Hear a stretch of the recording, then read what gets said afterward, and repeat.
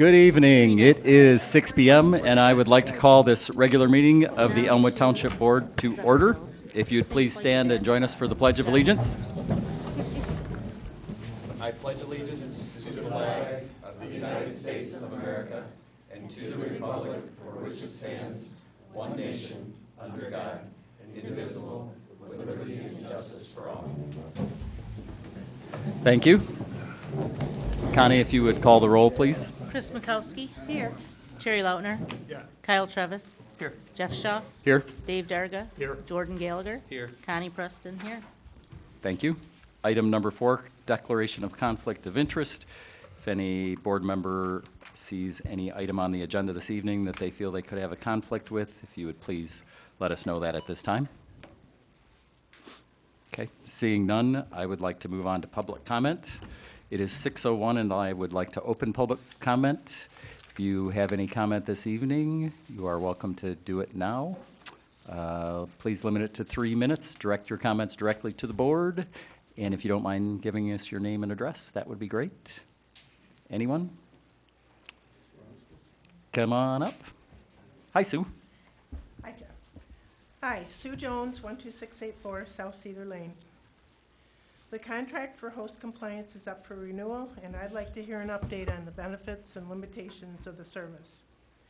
I'm opposed to short-term rentals operating in our residential neighborhoods, but with one next door and one directly across the street, I am interested in seeing that every short-term rental is in complete compliance with the licensing ordinance and whether there are any exceptions being made.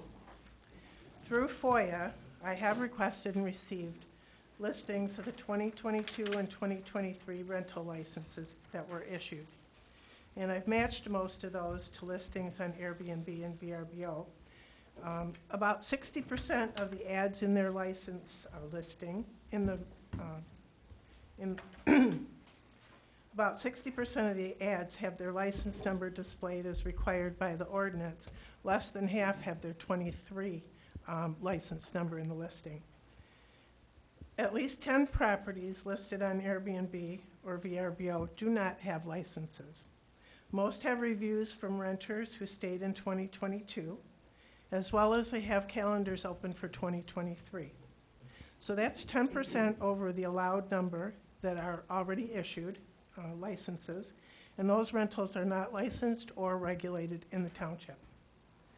There are also a number of single-family residential structures with attached or detached complete second dwelling units with full kitchens, separate entrances that are being rented out on a short-term basis.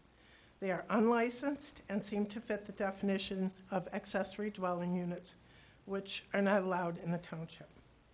They don't seem to fit the definition of bed and breakfast because the host is not sleeping in one of the dwelling unit bedrooms. Have these non-compliance issues been identified by host compliance and forwarded to the township to be addressed? Have some properties with accessory dwelling units been grandfathered and allowed to continue renting without a license?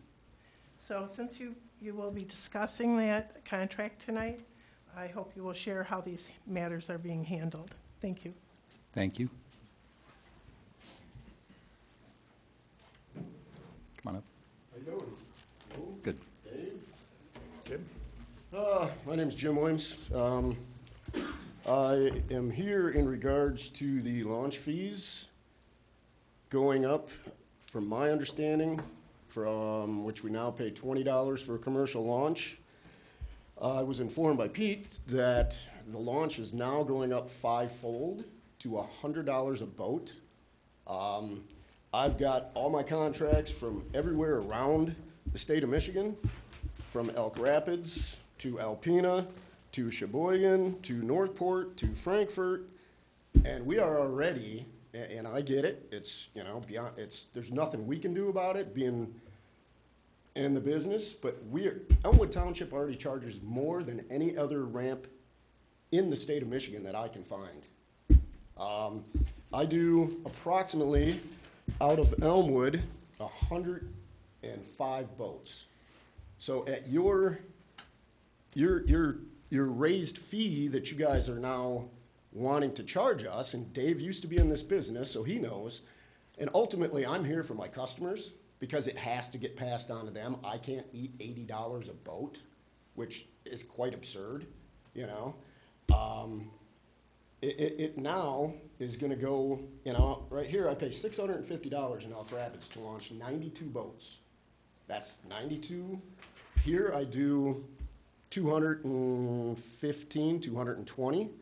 So at this proposed rate, that is gonna put my launches to $22,000 to $23,000 a season. I mean, wow, that is, I guess Pete was telling me that you guys had somebody come in and do a consensus of Michigan, Illinois, Indiana, and Wisconsin. I don't see how those can be in comparison to Michigan. You know, that's like comparing what money people pay in Illinois that have a lot more money than the people here in Traverse City have, you know, and saying, well, this is what we're gonna raise our rates to. I'm just not quite sure. I can't wrap my head around how that is coming into fold.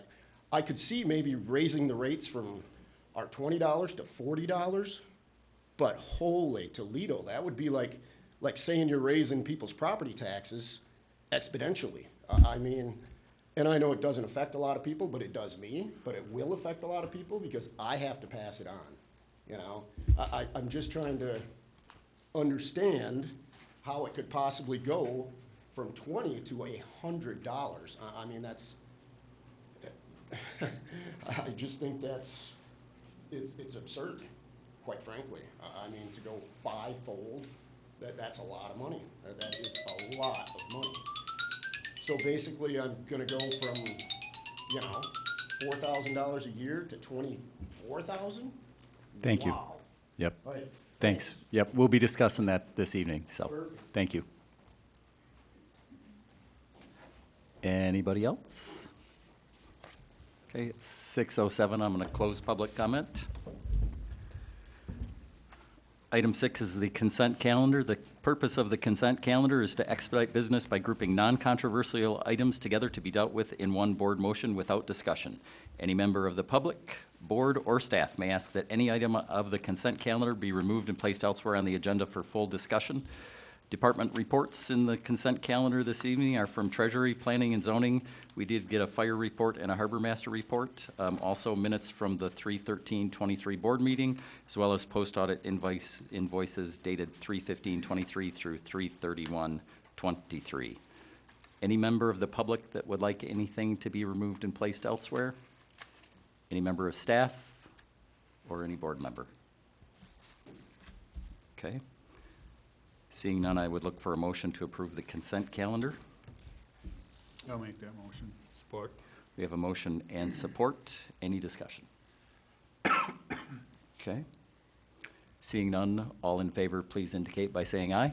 Aye. Opposed? Thank you. Agenda approval. Anybody have any modifications to the agenda? Additions, subtractions, anything like that? Okay, we need a motion. I'd make a motion to approve the agenda as presented. Second. We have a motion and support. Any discussion? All in favor, please say aye. Aye. Opposed? Thank you.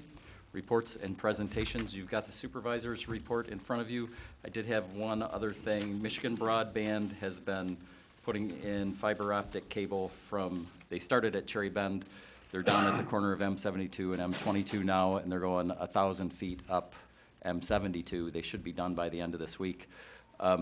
Since they're going by our marina, I asked them to give us a quote to do our marina. So they're gonna put together a quote for us, and we'll just see if it's something that we're interested in pursuing. It might be a good option for us to replace or help some of the service we have there now. But I figured they're going by there, the salesman stopped in here, it's Larry Thompson. Figured he may as well give us a quote, so. Trustee remarks, any trustee remarks? Anybody? Okay. Engineers report, our engineers are not here this evening. Other officer remarks, Chief, you got anything for us at this point? Okay, you'll be up later.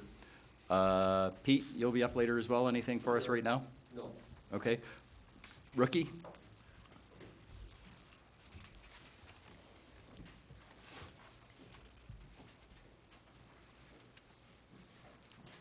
Jim O'Rourke, Elmwood Township, Commissioner, District 2. I provided you each with the agenda for tomorrow. As a trustee, I hated when somebody come in and drop something on my desk the last minute, okay? And I was really adamant about it, so. And I did that today, but I did not get it until Friday, so. We have 260-some pages for tomorrow. The meeting starts at 9 if you want to come up and watch us or whatever. But go over it and see if there's anything that you have questions on, and get back to me if you do, okay? Thank you. Thanks, Rookie. Anybody have any questions before he heads out? Thanks, Rookie. Communications from the clerk? I will get you the first quarter revenue expenditure report, but I'll run that tomorrow and just put it in your boxes. I meant to have it for you tonight, but. Okay. And that's it. Okay. Anybody have any questions for Connie?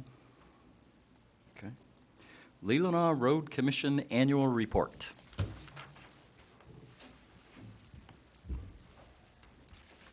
You want to find your presentation on the board?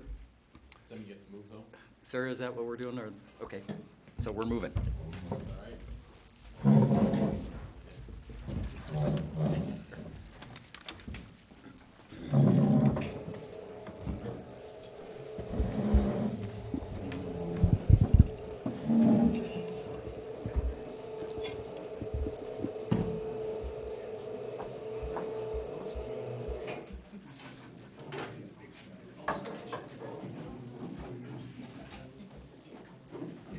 There we go. Perfect.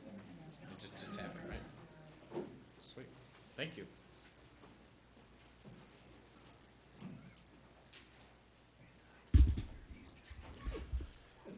All right, I'm Brennan Mullane, Managing Director of the Road Commission, and one of our commissioners, Jim Calhoun, is here also. He's next to me. And we did this last year. This was a little late in the year last year. We're trying to get out earlier, so hopefully next year it'll be a spring instead of a fall. So some of you have already seen this presentation. I'm sure O'Rourke already went through it, so maybe next time you can help me give it, if you don't mind. We'll go through some quick information on the Road Commission and give you a quick update. As you can see there, that's it's a tanker truck, which we didn't usually drive, but I think I mentioned it last year. We ended up getting a bind with our emulsion company, and they couldn't drive the emulsion for our distributor, so we ended up renting some trailers, and we went and drove it and picked it up ourselves. And it threatened our entire season of chip seal, and we almost couldn't chip seal. We ended up actually saving a few $1,000s by doing it ourselves, so we were doing it again. So we rented the same trailers. Actually, we rented a couple of bigger ones this year, so pretty excited about that. Our board members listed there: Garth Green is the chair, Jim Calhoun is the vice chair, Greg Mikowski, Bob Joyce, and John Popa. We have our main facilities in Sutton's Bay, the satellite office in Maple City. A quick breakdown of staff and numbers, and I'm not going to read every line, I promise. The painting on the right, some of you may be aware, but it was a photo taken by Rick Allen, and Linda Dewey painted it and then donated it to the Road Commission this year. She gave us rights to it, and we actually printed a couple of them off and framed them and put them in the shops and named it Winter Heroes, and it's just a really cool photo, I think, and it's something I want to share. This was in last year's, but if you missed it, I'm going to say it again because I think this is pretty incredible. The February of 21 took some statistics. We had about 12 inches of snow that day, and but very little overtime. So we measured how far our trucks drove, and a quick breakdown, of course. We have 598 miles of county road, 105 miles on top of that of state-owned roads that we do under contract that we maintain for them. And with roughly one regular day with no overtime, our trucks drove over 3,600 miles, which is the same as going from here to Fairbanks, Alaska. And when they're plowing, they can't go over 35 miles an hour. So just for some scope on what it takes to clear these roads out, it was a fun stat, and that's why I kept it in one more year. Road infrastructure maintenance activities, we do a lot more than plowing, believe it or not. Again, I'm not gonna list them all there, but of course the chip seal is on the right. And shoulder peeling is a photo on the bottom. As you can see, he's cutting that ridge off the edge of the pavement. We'll talk about it a little bit more later on, but some of the major things we do, of course, are sweeping right now. I think our equipment's actually parked at the park, so thank you, Township, for letting us do that. First, when it finally starts to thaw out, we'll sweep all the sand and dirt off the road, and then we usually head into shoulder peeling and other prep maintenance for paving. They pave, and then in the summer, we do chip seal. Fleet facilities, there's some, it's a list of things there that we have. Obviously, we have actually 5 mechanics now and a fleet manager, and they do a heck of a job, a very, very busy job. Those trucks see a really hard life, especially in the winter, but even in the summertime, so they stay quite busy. Revenues for 2022, I said just a quick breakdown. I'm not an accountant. This is my interpretation of our budget and our accounting books, so it's pretty close. And I, of course, combined some line items and things. But I think a notable thing is, if you don't know, our funding comes from the gas tax. And over on the right, you can see the state fuel tax is 26%, the federal is 18%, and then that 15 cents is the state sales tax. So that 26% is what goes to the roads, and then that 18 comes out. We get some federal money. Mostly on our primary and our Class A roads. But basically, it's that 26 cents per gallon that's going to the roads. That brings in 2022, we brought in just under $5.5 million. As you can see, the budget is considerably more than that, and the millage is a big part of it. So the millage has been voted on, I think, since 1986, every couple of years. And as you can tell, it's a pretty substantial part of helping us be effective for the residents, and I just wanted expand on that. The trunk line maintenance contract, depends on the year, brought in just under $1 million last year. Of course, township cost shares are always a big important thing, which is relevant to these conversations, and then a couple of items. And that was the expenditures. There was more. We had an unbalanced budget intentionally. We get our money every month. And late 2021, people started driving more, and all of a sudden we got more of our money came late in the year. So that was we intentionally had an unbalanced budget because we had some leftover from 2021. So our goal is to spend it every dime we can. It's one of the most direct tax, but we get it within a month, and we've got it planned out, and it usually gets spent the following month if we can. Obviously, we have to keep certain things and buffers there, but 2023 budget looks a lot like the 2022 budget. Slightly more. They're estimating more for the MTF. We're actually assuming they said 5% up. We're budgeting for a 3% increase just to be conservative, which means later in the year, if everybody does drive and buy as much gas as we hope, then we may be able to do some things later in the year, make some decisions, but we try and be as conservative as we can this early in the year. Obviously, you can't see it there. I'm sorry. We have this on our website too, or feel free if you have any questions about it. That's our project list for the year. I'll be glad to share it with you. A couple of notable things. We only have 12 miles of paving this year, but over 50 miles of chip seal, which, as far as I know, will be a department record, a road commission record. We did 48 miles last year. And that's important. That chip seal, I know it's not always the most popular thing in the world to do, but it's extends the life by 5 to 10 years and is considerably cheaper, like a tenth of the cost. So we've been getting on this program where we pave the first year we wedge. We'll cover, maybe we don't do a full by an inch and a half or so, and then chip seal the following year. So that chip seal ends up sealing off the pavement, and it really extends the life of it. So what we call it wedging. A lot of the wedging we did last year, we're chip sealing this year, and then plus we have quite a few other roads which are listed on there. Be on the lookout for, I don't think I can play the video, I hope so. Let me see. I mentioned the shoulder peeling.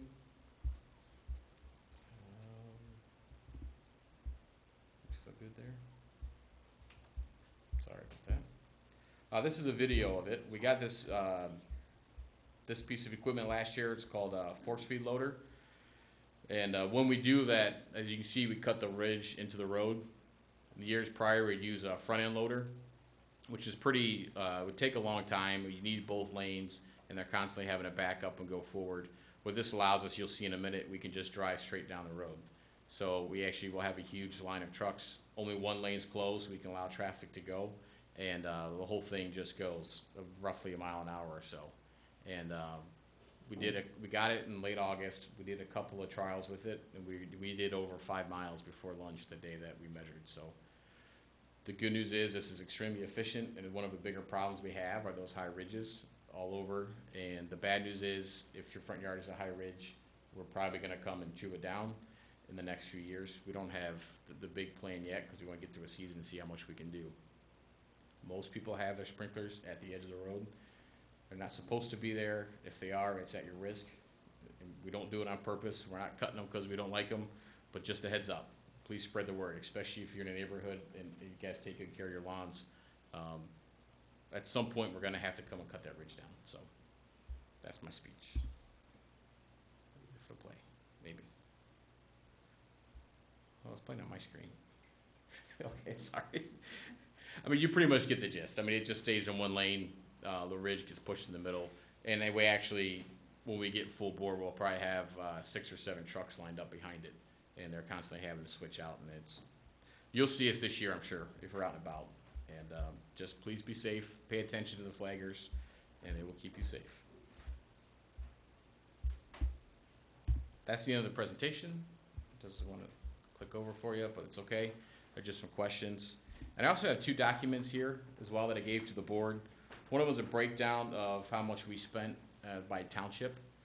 And of course, as part of our annual report, and I highlighted the township for you guys, and you can see the breakdown there. And this is for anybody else who wants to see it. I've got a few extra copies, or I can email it to you also. So that's the one with the yellow stripe. This is a long-awaited letter that I think last time I was here in the fall, we talked about a safety audit of Cherry Bend around the corner. So this is a letter that Jeff has been, well, the township has asked for. And this is the result of it. And I'll let you read it, but also, as we talked before, really the main thing, the signage is a little bit goofy there.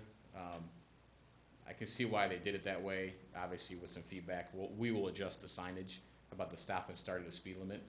But the big thing is that pedestrian pathway that comes across from the Orchard Creek condos is not up to any kind of code or standard, and it's in a pretty dangerous spot.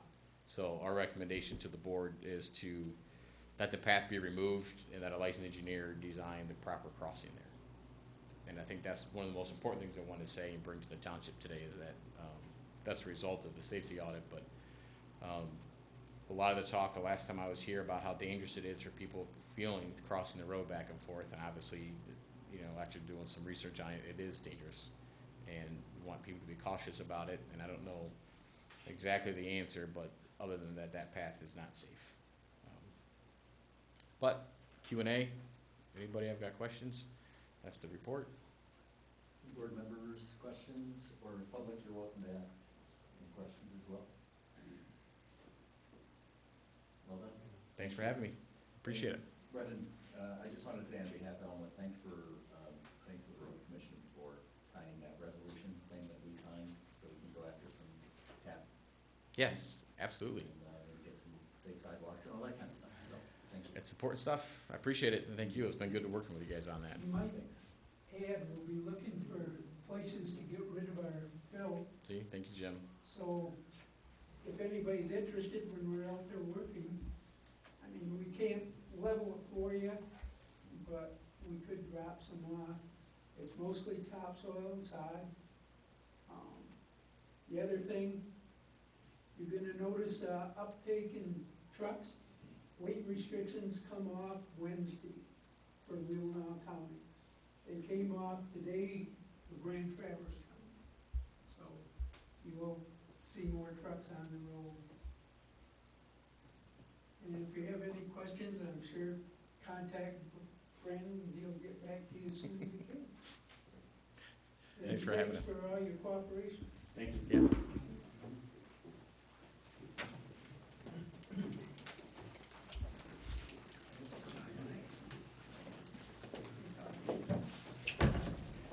And Brendan, are you guys, I will probably leave. okay, are you guys gonna hang, or Brendan, are you gonna hang around?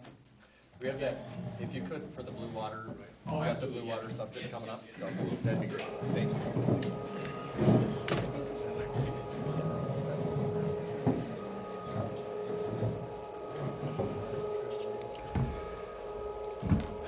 Thank you. So moving on, there's no old business, moving on to new business. 10, item A, coincidentally, Blue Water Drive paving estimates. Brendan? So, No, you're good. Good evening, my name is Jeff Goddard. I'm 9951 East Blue Water Drive.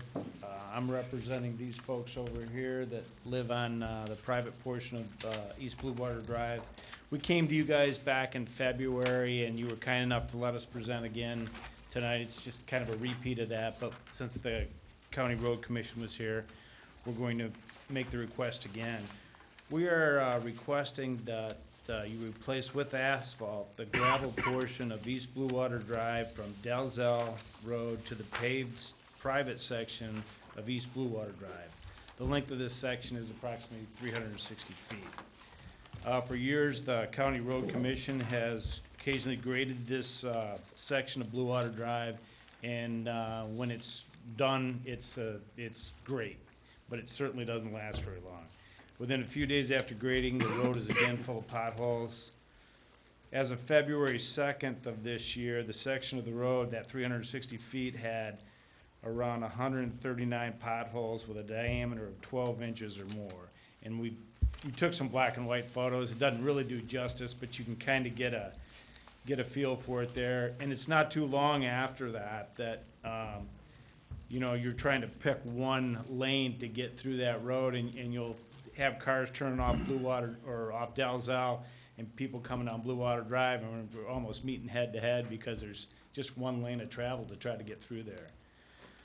This section of the road services both East Blue Water Drive and South Cedar Brook Court. So we have about 12 households on the private section of Blue Water Drive, and there are 9 households on Cedar Brook Road that utilize this section of the road daily. And again, we thank you for your time and your consideration. thank you.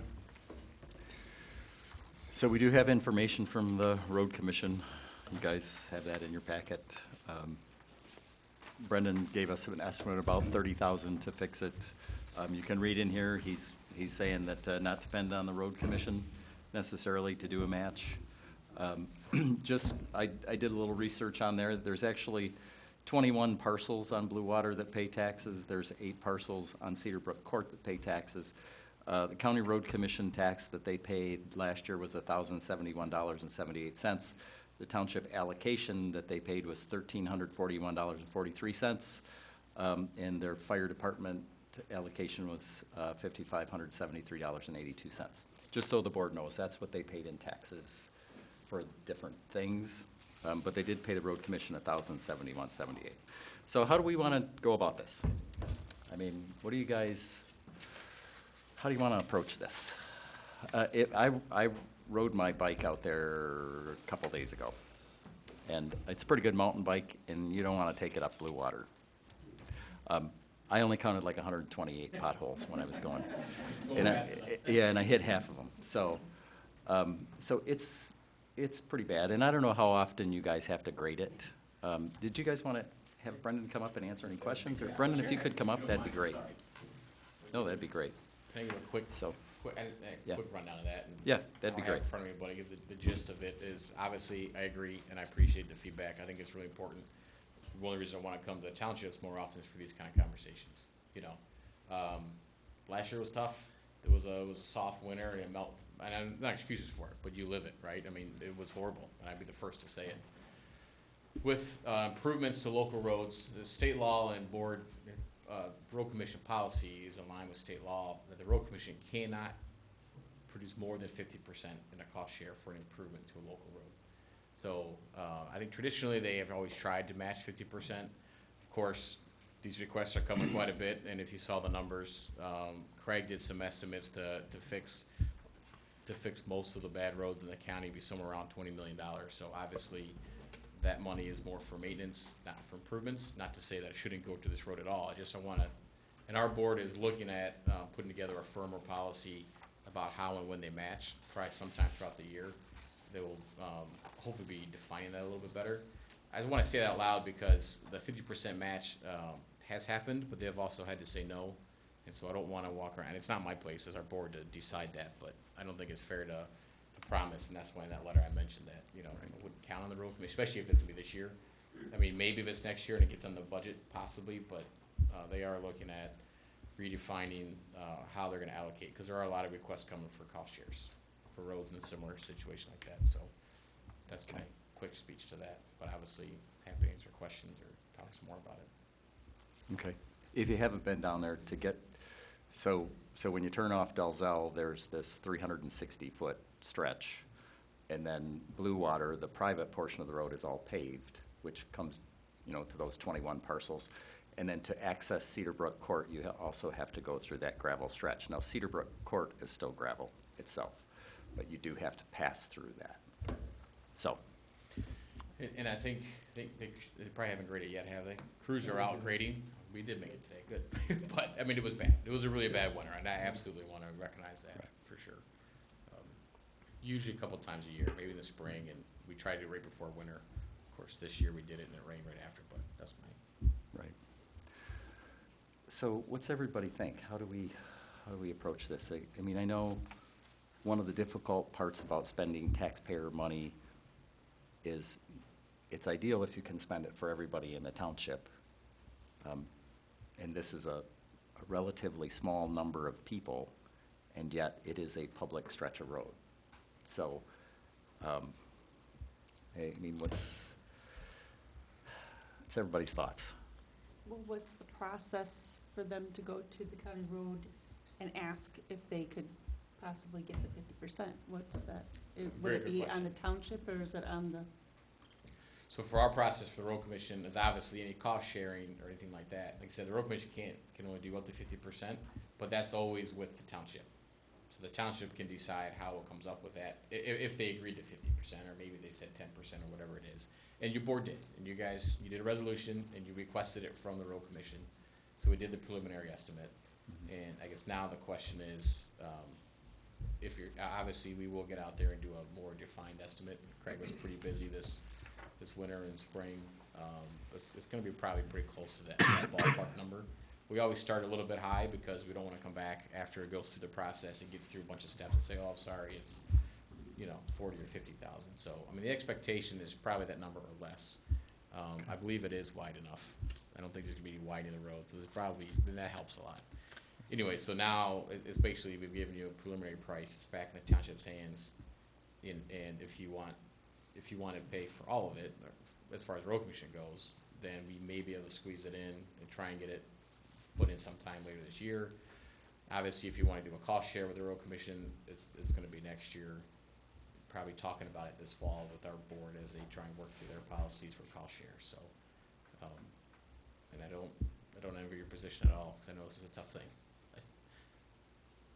I have a question. Brendan, are there any other roads in Elmwood that are as bad or worse than that portion? I'm glad you asked that. We actually, we're working on, we Pazer rating is how we analyze the roads. We have to do our primary roads half every other year. We haven't Pazer rated the secondaries, I think, since 2008, other than the ones that we fixed. So we are working on this spring, summer, going out and rating everything so we can give you a much better answer. And love to give you a nice map and a report of how all the roads in the township are. We don't have it yet. Obviously, we couldn't do it until the spring, and we're trying to schedule that now.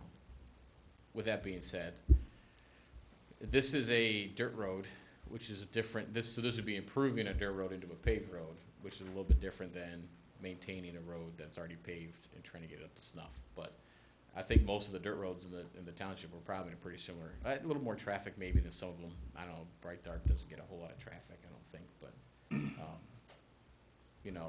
off the top of my head, are there other roads in the township? I'm sure that there are. I wouldn't wanna list them for the sake of, being wrong and missing one that maybe works or something like that, but, I mean, in Cedar Brook itself is I think in probably similar condition, maybe not quite as bad. It doesn't meet. It's just that stretch, and you guys don't share that part. exactly. You got So double the it traffic at doubles up least. Right there, yeah. Yeah. And it doesn't mean a whole lot, but whenever we do road projects like that, the road commission does the culverts. I don't know if that culvert needs to be, I know the water's very high. Of course, I came through there last week and, you know, that's a part of it, but that's not it. It's really about being paved, not paved. Yeah. I mean, that's the, there aren't a lot of dirt roads in this township compared to the others, of course, but, So, there's no guarantee, even if the township paid for all of it, you don't know if you could get to it this year. if you told me today that you wanted to pay for all of it, I think there'd still be a good chance. But I don't want to put it's not fair to put the pressure on the board either. I mean, I guess I don't want to say that out loud. I'm not saying that to try and sell you into deciding on something like that. It just, you know, we haven't put our paving schedule together yet. It's been bid, it's been awarded. In the next few weeks, we'll probably put the schedule together. We're trying to get them to pave in the spring when we can. I don't think this would all come together by the spring. I think it's possible if Elmer's has their paving bid. A lot of times, depending on weather and everything else, we can add projects maybe in August. You know, like I mentioned about the funding, that one year when COVID really started slowing down, and also we got a bunch of money in the summer and started catching up, we went back and added several miles to our paving project in August, and that got us leapfrog going further. So I mean, I have a hard time saying a firm yes or no. I mean, I think if it's in the next, even by the next meeting, if you have a decision, I don't want to push you into deciding today, but if you decide in the spring that you definitely want to do it, I think putting it into the fall is pretty reasonable. I mean, I think that's very possible. So I have a question. Go ahead. So what's your involvement in the paving since it's contracted out? Our engineer would do all the specs for it. He would go out there and decide, you know, width and everything else, and then we're there for inspection. So we would have an inspector on site making sure it's paved properly and per spec. So Elmer's does the paving itself, but we would administer that contract. I say design, it would be a pretty light design in this case, but, you know, Craig is gonna have to decide, do we have to undercut? We're gonna have to cut the dirt down and stuff like that, so technically design and contract admin. Is that a bidding process or it just goes down? No, it's a bid, absolutely. I'm actually kinda happy to say that, I don't know in my life I've ever seen asphalt get cheaper, but, we're about $5 or $6 cheaper than last year with Elmer's bid this year. Reach Riley, Elmer's, and Molon are typically the ones that will bid on our paving, but, and we bid it out countywide, since we're talking about paving. We did, with some, federal money, we bid out some more paving at Bugai, continuing down the road, and that got let through MDOT, and Reach Riley got that contract. There was a piece in the middle of the two pieces that were federally funded that we wanted to do since we're doing these other two pieces, so, we bid that out, and, so Reach Riley will be doing that section, just because they got the MDOT contract and they were pretty close in price, but otherwise, countywide, Elmer's got the bid, at our last meeting, which was, 2 meetings ago, sorry. Yes, so it's bid out, sorry, that's the, So Bugai is from Fouch up to like Lincoln? you're gonna ask me that. Further up, so we went all the way, yeah, there's a piece, forgive me, I'm not gonna get this exactly right, but there's a piece from, we ended at Lincoln, yeah, to Fouch. Yeah. There's a piece further north that we're coming from the federal and state funds, so we're gonna close the donut hole in the middle, so I believe it's going all the way to Lake. I think that's right, Lakeview Hills, Lakeview Road to the north, yeah. Very exciting, it's gonna be a huge pain for anybody that lives north of. And they did a pretty, I do too, so. Take 22 for a while until they do their project and switch over. How you, well, Well, hopefully that would be pretty early. We'd try to get those, as, you know, early in the season, and the frost laws are up. So I'm sorry, I keep. That's diverting okay. the Conversation. She started it. It's a fair question. So, any other questions for Brendan, or any thoughts? What do we do on this? How much money do we have in our metro fund that's used for that kind of thing? Sidewalks, paving, roads, we've applied it to other roads in the past. it's $61,819.34. So, I'm sorry, what's that fund? 61,000 and some change. Can I just do one more point of information? I'm Sure. sorry. I mean, Sure. because I know there's some pressure to decide, and I apologize for that. If you do decide today, the next step is for Craig, our engineer, to go and do a more firm estimate, Sure. right? He'll go out there and actually, check some density and stuff. So there still is one more chance before we hold you to it. I mean, it basically, if you, today or next meeting, if you do a motion of intent to move forward with the project, that would trigger to spend Craig's time to go out there and do the next step. So Okay. I'm not trying to sell you, Yeah, Dave. windows or anything, and push you into deciding. Okay. Question on the engineering, that section is floods all the time. If the road level is what the low road level is now, it's always gonna be a problem. It's gonna be a real big problem for the asphalt heaving, especially in the wintertime as it's plowed. Will you look at culverts not only in that road section, but go up the private road further, because there's definitely problems? We won't, I we know can't, they've cleaned out the culverts the last couple of years up there, but when there's a heavy, there's a heavy rain, I've got pictures of that, super flooding, that whole area, it's pretty amazing. yeah. But I know for a fact, if you build a road and you don't deal with the drainage, you're gonna have a problem. Absolutely. Yes to that, no, at least road commission funds certainly can't go outside of the road commission right-of-way jurisdiction. It doesn't mean that there might not be a good time or a good chance to try and coincide some efforts, but, Right. for us, it would just be that section. And drainage is obviously the big concern. I mean, I was up there last week and it was on both sides. Right. So they said whether it's culvert or, I don't know exactly what. I don't envy that job either for Craig to figure that out, but. Right, and then where to run the water. Right. I mean, if it's, the topography is level, the water's not gonna run off even if you put a culvert in. Right, and I know there's a ton of water that comes down from Delzell, Exactly. and obviously there's houses right across from Delzell have had some issues in the past before. It's basically coming from both sides. At that point, in Cherry Bend really takes a lot of water Yes. from at least 3 different directions. Once it gets over to the creek and out to the wetland, it's in pretty good shape. So obviously that would definitely be a part of the effort. Typically, if it's culverts, we would do those at our own, because it's part of road commission and drainage instead of, and that's not really an improvement. It kind of would be part of this one, but. Have we gotten, much input from the rest of the people on It's money Delcel we get all the from way the out? state. No, I don't know. It's around the corner? Yeah. Yeah. On Delzell? No. Well, not Delcel, but Blue Water, well, it's not Blue. Cedar Water, Brook Court? Cedar Brook Court. No, I don't know if there's anybody here from Cedar Brook Court. Certainly, these guys are representing pretty much everybody on Delzell. Or, I mean, on Blue Water, sorry. On Blue Water, right, Yeah. but you would think that there would be other people here from Cedar Brook Court. Yeah. So, Kyle? I guess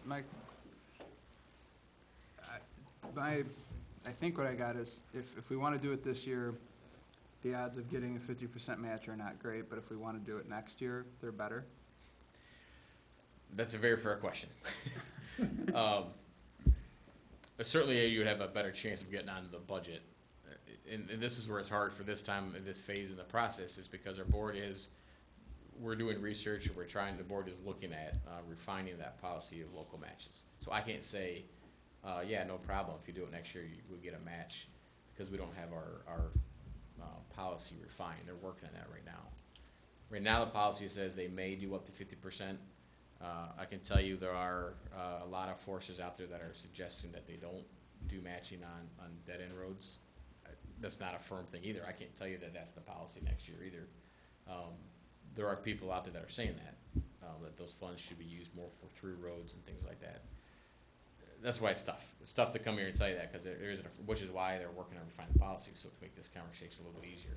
If we had this laid out, of course, is the interest, and we can say it's based on certain factors. So I don't want to say, yeah, you have a better chance next year, because I don't know. But it's right. I mean, it's a fair question. I think it's a very good question to that. So do we have any chance really this year, or you really can't tell us either? Or is it kind of, hey, budget? This year, our budget was set in November, and I don't think, I'd say a very minimal chance, slim to none. I can't really speak for the board completely in that capacity, but I think I have a very hard time that our board be convinced to add it this year with a match. I think that's a fair statement. So you're estimating the cost is 30,000, that's the total cost, right? Yes. So our half would be 15 if we waited till next year and tried to get it in this 50% If split. we were to convince the board You or did. the policies, yes. Yeah. Or 30 this year if we tried to get it done. Right. And there's tough things. I mean, different townships, there's lots of different ways the townships will handle their portion of the projects. You know, some do special assessments, some don't, some are through, I mean, you know, it's a hard thing. It's a very hard thing, I think, for the township board to decide how you're doing it. I can tell you our board is feeling the same strain on making those decisions, which is why they've encouraged or directed us to pull some information on firmer policies for that, because there is a broad spectrum of how and when. And I didn't go over it in the presentation, but the last few years, we've actually spent more money on local roads than, I think the 10-year average is what they tell us, so we need to get that average back more towards primary, so we are certainly focusing more on primaries. I don't want to say we don't care. We care very much about everybody's roads, and but we have to focus that, you know, on the more commonly used roads. It seems to be this is the path that's going, for what it's worth. How much do we add to the metro every year? 5,000 to 8,000, is it? I think, was the last one about 8,000, Chris? Yeah. Yeah.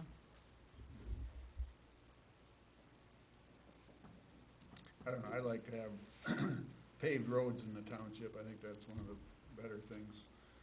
I'm sure that it's a kind of a dead-end road, but still a lot of people live there, as opposed to some other dead-end roads that not many people live on.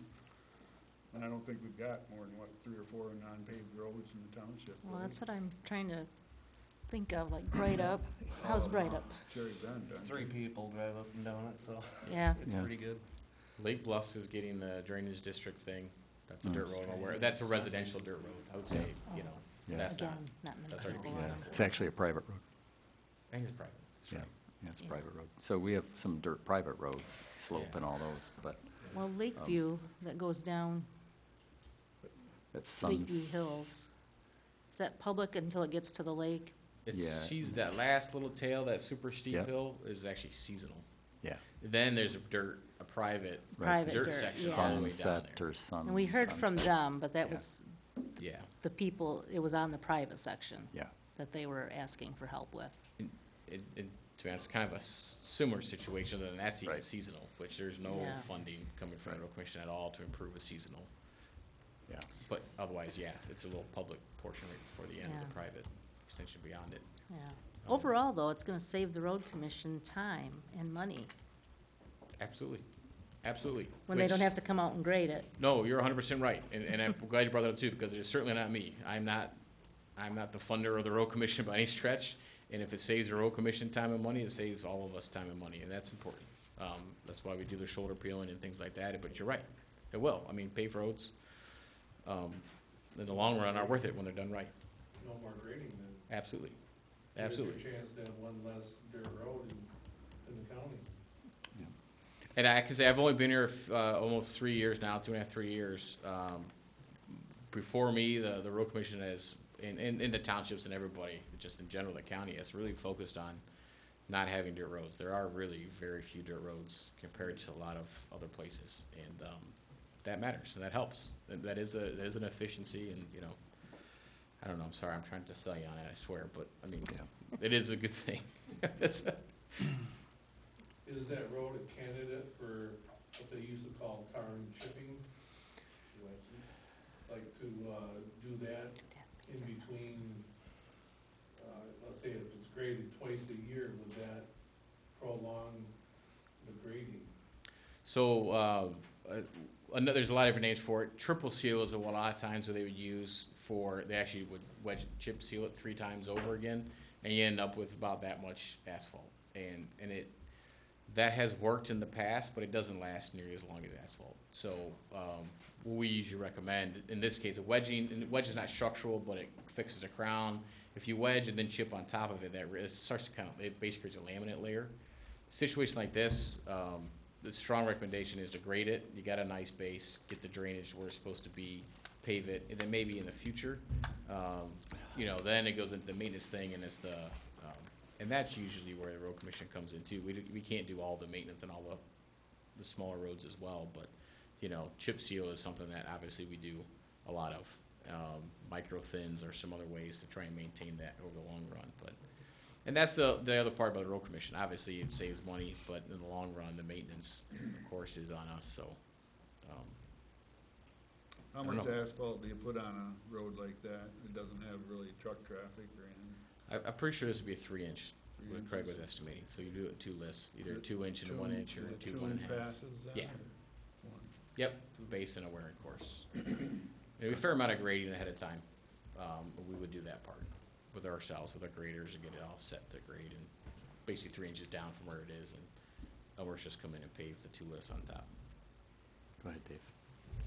Cedar Court, would you have to asphalt part of Cedar Court to make an entrance, or would you break off that edge all the time? I think that I'm sure we do an approach there, yeah, absolutely. I mean, and no matter what, whatever extend that way, it's kind of like at the entrance of, same thing, we might even have to go a little bit further just to cut a straight edge. Right. That edge, but we want that sacrificial edge to be outside the drive lane, so yes, there would be a little bit of an approach there at Cedar Brook, absolutely. So, let's say we wanna hopefully go forward next year, on next year's budget, what should we do today? To try and get the match, and try and get it done next year? Sure. What should we do today to help that? I think, and I apologize, I know I wrote it to you, I think I asked for 2 things in there, right? I don't have it in front of me. I don't wanna misspeak, but I think I said, looking for interest in the township as far as funding levels and schedule. So if we really wanna do it this year, yeah, we're gonna pay for all of it. That certainly sends us off on a more, a faster approach, but we have paving bids back now, so it's gonna take some time for Craig to get a number, but we can actually come up with a very firm number sooner. If you say, no, we wanna save up, we wanna do it next year, of course, it's gonna take some time over the summer. We can get the design done, figure out, you know, the width and the specs and things like that. The 2 factors in that are whatever our board's matching policy ends up being later this year, and then whatever pricing is next year. So we generally go out for bid, mid-February, I said early March is when we open these bids. So those are the big X factors there that I can't control, of course. I mean, I have some influence over the board's decision and their path, it's their call. But the other big X factor is the paving price. You know, asphalt is completely up to the bidding. It's oil-based for the most part. And I don't know, this is really tough. Like I said, I feel like I'm trying to sell you on it, and don't take it that way, but it is a good thing to do if you can afford it. And this year we have good asphalt prices. It's cheaper than it was last year. Will it go down again next year? I don't think so. I doubt it, but, you know. How much, let's say we were paying last year's prices, how much do you think that would affect the total cost of this? It was 70, and it varies on location. Of course, this is a pretty good location for Malmers. It's close. It's not going all the way up to Northport, but it was $72, $73 last year for something like this, and I think we're in the 65, 66 range. So, I mean, whatever that, not even 10%. Has anybody on the board had any communication with special assessment district for part of it? We haven't talked about that at all. No suggestions, no No. comments? No, we have not. It's kind of a pain They I are. know it is. They It takes a lot to They're a set it pain. up. for this little Yeah. Right, amount of money. right. I think we should try and just do it this year with their, dip into our metro funds and get it done and be done with it. Then it's the county's problem. It's our problem. Going out on a limb this year and still request a match next year to get reimbursed. I think he was directing that to Oh, you, go but ahead, I'm it's guessing the fine. answer You is said I had no. to direct it to you, Yeah, so, you know, yeah, I'm following your I'm guessing once it's done, it's done. I would be surprised. It's a nice thought. It's a fair Yeah. question. It's a It nice really thought. is, and Yeah, A kinder, gentler county road commission. right. yeah. Well, I guess you've been looking at all these numbers and everything. I'm kind of with Terry, I mean, it would be nice to get it done. We have metro funds, even though I'd love to see those used for sidewalks, as you guys know. Where? But, there's no guarantee that even if we wait next year, we're gonna get any match. It sounds like, I mean, it depends on how the policy ends up. And, you know, it'd be nice to get it done, and it is a mess. And it So. might be more expensive next year. Yeah. Dave, you have another one? Is it a possibility for the township to pay the county to drop some road gravel in there and grade it more often this year? You know, that's actually a good point. That is a possibility. I mean, there are other That would counties. build up a road bed as well. Yeah, I mean, a lot of counties do it road commissions do it very differently. A lot of them have much more dirt roads than us. I think Mason and Wexford are some of the ones around here that just have, I mean, they have miles and miles and miles of dirt roads. And it is a thing, right? A lot of them have policies on cost sharing just with maintaining gravels with the townships. I think that's probably realistic. Like I said, we try to keep them in good shape. I know that it isn't. It's, especially some of the busier ones. I think that's probably realistic. If the road, in my estimation, if that road was crowned, brought in some more road gravel and graded, you know, instead of twice a year, 3 or 4 times a year, it would be, you wouldn't have the pockets because the water would run off. That's probably true. And it's a fair amount of, like I said, like right now, I think the water is up both sides of it. Oh, yeah. I mean, it's not like there's a creek crossing, we put a culvert in. I mean, it's just the groundwater is there. Right. Yes, grading more often, of course, we could do that more often. And again, I don't know how the costs off the top of my head, but a crew, so bear with my mumbling, I'm just doing some quick head math, but it's about $5,000 a week for a crew and probably maybe $1,000 a time to grade it, cost, something like that. 1,000 to 2,000, I don't know. I mean, I don't have it right in front of me, but just some ballpark stuff. I know there's a lot of numbers being thrown around and a lot of, let's say, pocket math, but. What I'd like to see personally would be to have the county give us an estimate to raise it in gravel and then grade it out a few times, but then also see about the engineering and what it would cost to do a fair and reasonable job. Because if it's not done right, that road is going to suffer. I mean, it's really gonna suffer. In a couple of years, it'll just freeze back out, 5 years or something. And I will check it on the way home today. I'm assuming, I know they were out grading, have they graded a good crown on it? It's not fair to ask you, but. The problem is it lasts about 2 weeks. Yeah. And then it's right back to that. Right. Well, if it's, And then it's 4 or 5 months before they come back. And then when we call to ask to fix it, they say we can't touch It's it. like my wife's. So there we are riding down the road, Right. we can't touch it, they're not fixing it. So we just see this as an opportunity at the cheapest prices to get it done, and it's Right. done. well, it would be a month. They could have all the information to us in the month. It's not gonna make any difference on our bid or our decision. Is that not right? Yeah, I mean, I could give you some numbers before your next meeting. I won't be able to come back, but I can send you a letter. No, just because I have another meeting next month at this time. But I mean, of course, I can come back a different meeting. Sure. But you know, Well, what's everybody else think? I mean, what do we want to do here? I don't ever like Well, I'd like to kicking get it things down the paved, road. But I kind of agree with Dave, if you could raise it up, 6 inches or a foot, it would be better, than if it's in the water. I've got to drive down it yet, I haven't, I drove down it once about 20 years ago, but It there's is no reason to go over there, so. Yeah. and we should be grading it 4%. Typically, is what we'll grade the dirt roads when we touch them.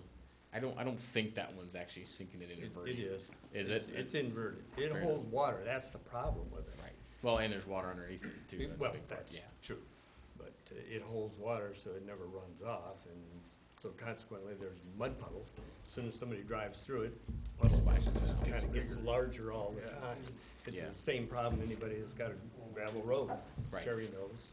Yeah, Right. Yeah.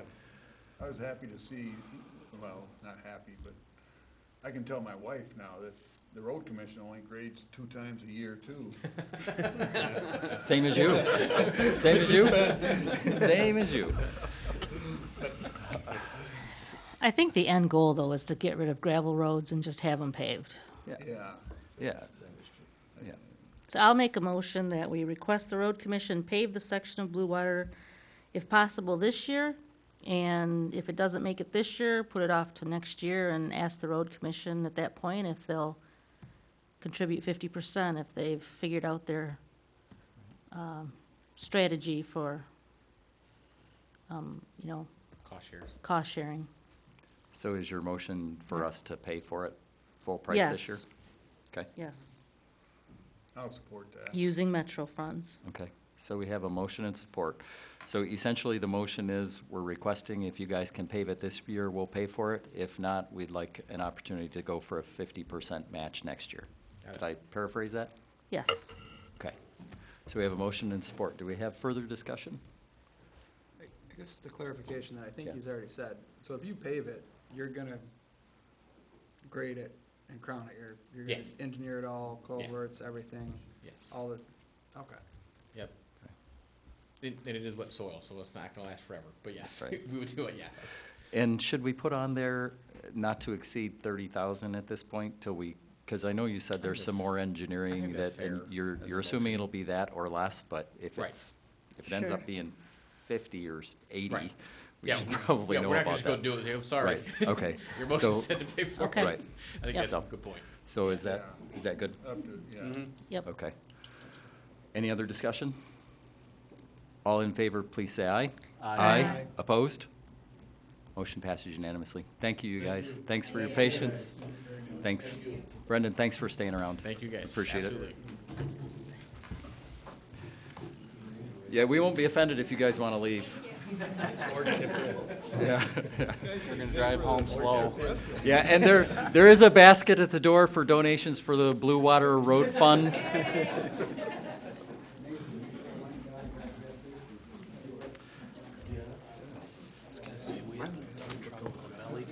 Yeah, there you go. Item 10B, reconsideration of marina rates. Mr. Claren, would you mind stepping to the podium? And Pete as well? Thank you. So reconsideration of marina rates, you guys have the item. So for the rest of you board members, when Connie came back, she and I talked about it. Pete had an emergency at home last board meeting that he kind of ended up having to handle. So what I should have done is I should have asked you guys to table the marina rates discussion, and I should have contacted Mr. Claren first to get his recommendations. I didn't do either of those things, so I apologize. I dropped the ball on that. That's on me. So I contacted him, and like an hour later, he sent me his recommended stuff, and then he did a whole bunch more work on it again. And he just happened to be in town, so he was kind enough to show. So he gave you guys some recommended rates as opposed to what we approved, just to try to achieve the goals that we are looking to achieve. And you guys have the information in front of you. So You need a motion. we're gonna need a motion, oh, I'm To sorry, yeah, we're reopen gonna it. sorry. So we need a motion to reopen this. We have to have a motion from someone that voted yes on it. We have to have a support from someone that voted yes on it. No, just the motion. Okay, I'll make that motion thank you. to reopen the Okay. discussion.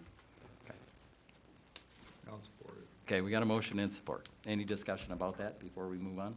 All right, so it's reopened. So, Can we Mr. vote? What's that? Let's vote. Oh, yeah. Good boy, it's been a long meeting already. All in favor, please say aye. Aye. Aye. Opposed? Thanks. I should have gone with the Blue Water people. All righty. Mr. Claren, did you want to say anything to start? Just, I know you sent us the information, just, Well, I guess two things. One, a comment. I do have a presentation that I can make that may be helpful to folks in the audience who have an interest in understanding, okay. you know, kind of what would be recommended. I guess I'm wondering, I don't know protocol, but it'd be helpful to ask maybe a question or two perhaps of the audience just for clarification to make sure I understand a couple of data points so that as I talk, I can Yeah, I've been pretty lenient about that so far this meeting, so, sure, absolutely. And if it gets out of hand, I'm gonna pound on my table or something. I don't have my gavel. I guess really quickly, just two questions. I guess I'm curious how many people in the audience have an interest or a question regarding the rates? Thank you. And I guess, Pete, for you in particular, just a question of clarity around the fees for your launches at Elk Rapids. I'm sorry, Jim. Thank you. I heard $900. Yep, I can bring this up to you, and this is my contracts throughout. Oh, I don't need that. I just, two questions. 900, how many boats? That is, I do 94 boats up there. Okay, thank you. Yep. Appreciate it. Okay. Like I said, I've got a presentation that may just be helpful to kind of, you have it in front of you, but perhaps for Jim to just kind of see the genesis of the rates. You guys want to take a few minutes and Sure. do this? Yeah. Okay, let's do this. Thank you.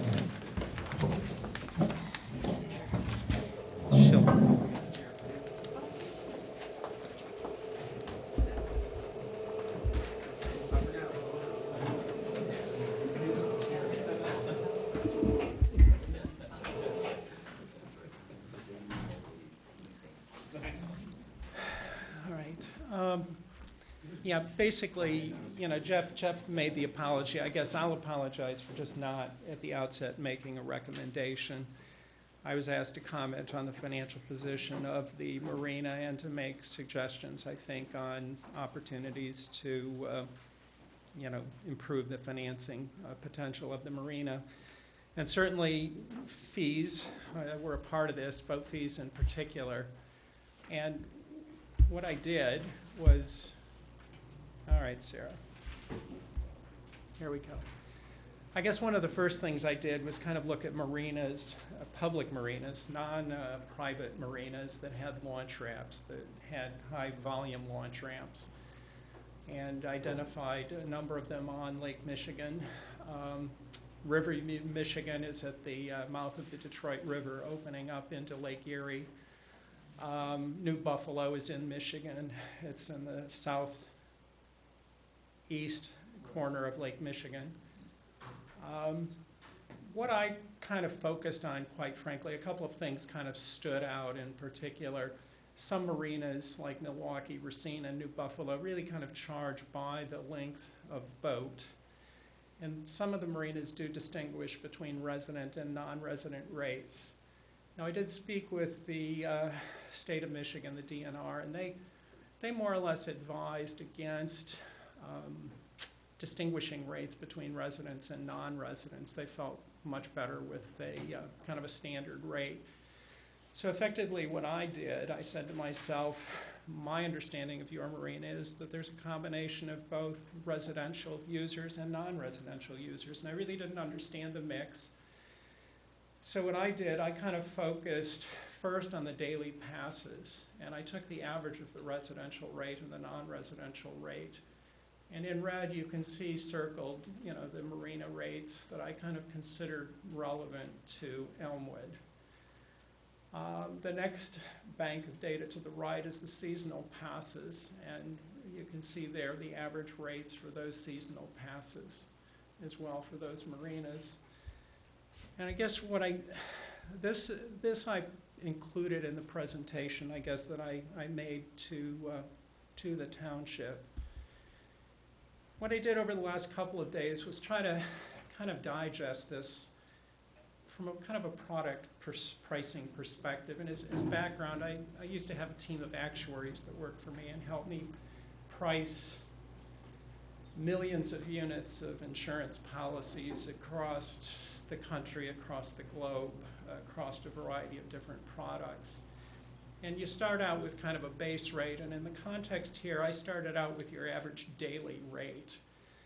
And I looked at 4 marinas. I looked at 2 in Michigan and 2 in Wisconsin that seem to be high volume, and they have, you know, rates for small, mid, large boats. And I took the average. The average for the small was 17, 19 for the mids, 25 for the largest. And I kind of compare that in the next row to Elmwood, where on the previous rate schedule, you were at $10 a boat, regardless of size. And those rates, I think, were in effect from 2017. And I tried to show, where those rates are currently relative to the market. And broadly speaking, they're 50% of market level. If you look at the four marinas that I've presented here as indicative of the market. I would comment that if you focus strictly on the two Michigan marinas, you'd actually get higher prices than the average that I've computed here.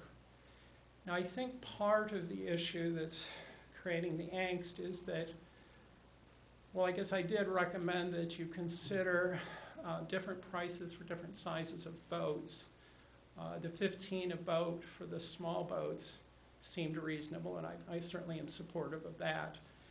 But by moving to 30 on the mid-size and 40 for the large, effectively for those two market niches, if you will, you've moved from 50% under market to broadly 60% above market. I personally would have a very tough time supporting or recommending that. I feel a little more comfortable with a 15, a 20, and a 25, which really puts you on average at 20 a boat, 15 for the small, 25 for the big, and broadly, at market across the four marinas presented, and actually I think just a little below the two marinas in Michigan. Kind of the next thing I did was kind of look at the seasonal fees. And I think if you jump to the far right, there's a bank of data where there's really kind of a relationship between a seasonal pass and a daily pass. And you can see that the average for the four marinas is around 7.5 times the daily pass rate for a seasonal marina pass, launch pass. And if you go to the bottom line far right, that's essentially where you've been, and it's certainly what I would recommend you continue to do, to stay with the same kind of what's called a rating topology, where kind of the shape of your rating profile is kind of broadly equitable across the different consumers, if you will, of your products and services. Coming back to the middle bank, I think you can see that, on average, for a small boat owner, a seasonal pass is about $128, about $150 for the mids and $173 for the large. The township's been charging $75, again, roughly, 40, 50% below market. I've kind of highlighted in yellow, the 2 price points where I think, there's probably a little bit of an issue here with the seasonal rates. $150 for the small boats. I guess I'd kind of not recommend that you be flat across all boats for the seasonal passes, that you really kind of maintain that 7.5 times the daily pass. And if you're going to charge different prices for daily passes based on the size of the boats, I'd certainly recommend you do the same thing with the seasonal passes, so that people are kind of treated fairly across that spectrum. In which case, I think you'd kind of get to the point where I think if you charge $112 for the small, $150 for the mids, and $187.5 for the large, you'd basically help the small boat owner. You'd stay within market across the spectrum. And nobody likes to see their rates go up, but I think from what I've seen in the market, and there may be some other marinas to consider, but these marinas seem to have a level of activity consistent with the ramps that you have here. Now, this is probably a bit of a throwaway chart, but I guess the comment I would make is this, is if you're at 50% below market, you shouldn't really be surprised with a 100% price increase. That's just what you got to do to get to market. And then if you kind of assume that the larger, heavier boats contribute more to the wear and tear of the marina, it's reasonable for those boats to contribute more to the marina maintenance and repair. And then I guess underpass practices, I think we could see a moment ago on the last chart, seasonal passes are really, not several, 7.5 times the cost of a daily pass. And I guess turning to the question of commercial launch passes, historically here, commercial passes have been twice the cost of a daily pass. So the next chart a lot of numbers here, but let's just focus on the bottom bank of information, because from a commercial pass perspective, I think this is really kind of where the issue is. Let's see, here, so I understand it, the recommendation has been to price not so much on the size of the boat, but on the number of axles of the trailer as a bit of a proxy for the size and presumably to the weight of the boat. And my understanding is that the mix across these boat sizes or trailer sizes is roughly 25% single, 50% double, 25 triple. Previously, the prices were $20 a pop, regardless of size. I guess at the Township Board, you increased the prices, 5 times. As I mentioned, historically, you've really had a relationship where your commercial prices were roughly twice the daily passes. So that would imply prices of $30 for small boats, $40 for medium, and $50 for large boats. And on this distribution, that would give you an average price per boat of 40%. I quickly looked at the report that I had written, and a lot of the public marinas don't actually allow the launch of commercial boats. Riverview and Detroit area doesn't. But interestingly, in this region, Charlevoix does offer commercial boat passes, and they have a 10-punch pass. If you're a resident, that's $500, so that's $50 a launch. If you're not a resident, it's $75 a launch, or $750 for the pass. So here, I think with commercial passes at 2 times your daily, you get a weighted average cost of $40, which is below the prices at Charlevoix. Now, I didn't really kind of look at Elk Rapids as a market comp for the West Bay region, really in large part because, while it's close as the crow flies and maybe as the car drives, if somebody wants to launch a boat in East Bay, in Elk Rapids, you're running that boat 100 miles to get it around Mission Point, to get it over into West Bay. And like Clinch Marina and Sutton's Bay, while they have boat launches, that one just didn't feel the same as like maybe a Charlevoix or some of the other marinas that we're talking about in the comparables that I have. A summary chart that I put together for Jeff when this question first came up to kind of give you a sense of kind of the economics around things. My understanding is that your marina launches about 10,000 boats a year, roughly 3,000 of them daily pass, roughly 7,000 seasonal, and about 525 on the commercial pass.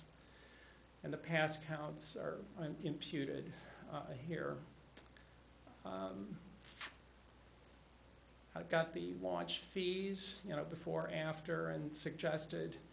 And clearly, when you look at the bottom line here, currently, you're roughly generating $67,500 on your boat launch.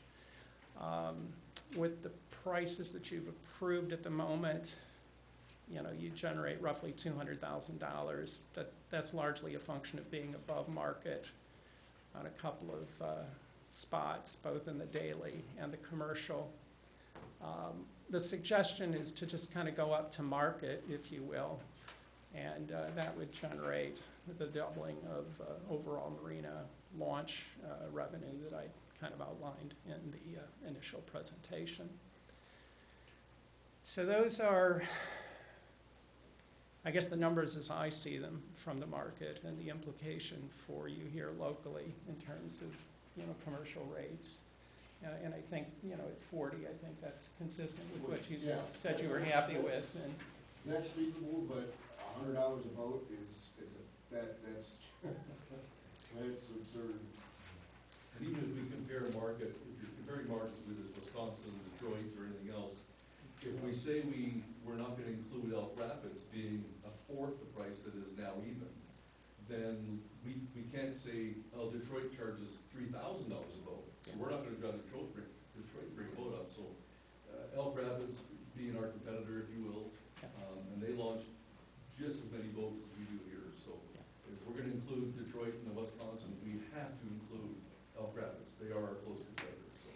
and I'm not convinced I can argue against that. I didn't get a chance to talk to the gal from Elk Rapids until very late in the process, so my Yeah, apologies. My contract for Sutton's Bay, I know you had mentioned Sutton's Bay Marina, that's $200 a season. Yeah. So in comparison, One of the things I did, I mean, I'm a boat owner, in the Detroit area, so I kind of get it. And I woke up to the reality that here, launching 10,000 boats a year, this is not your normal launch ramp. And I did, kind of Google Map views of each public marina I could get my hands on. And when I looked at Sutton's Bay as an example, I concluded that you can't launch the same boats in Sutton's Bay that you're launching here. At the small end of the spectrum, you can, clearly. And when I looked at the rates at Clinch, and I'd heard people talk about Clinch as the market comp, but I went to the financial statements of both the Marina Fund at Sutton's Bay and at Clinch Park. And at Clinch, I could see that they were generating basically no revenue from the boat launch. I understand it's on an honor system. And when you look at the Google map or ride your bike by it, you can see quite clearly you're not going to launch the same boats at that marina that you're going to launch here.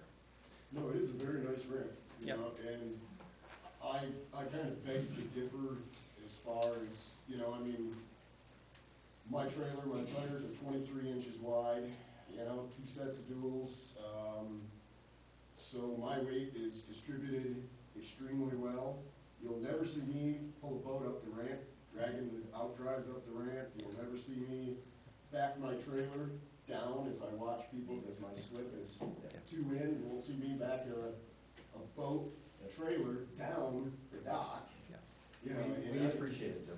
Yeah. Let me, Yeah. are you all set with your I'm good. presentation? That's yep. Thank you very much. Yep. So, Sarah, if you want to roll that up, and we'll get some discussion going. So.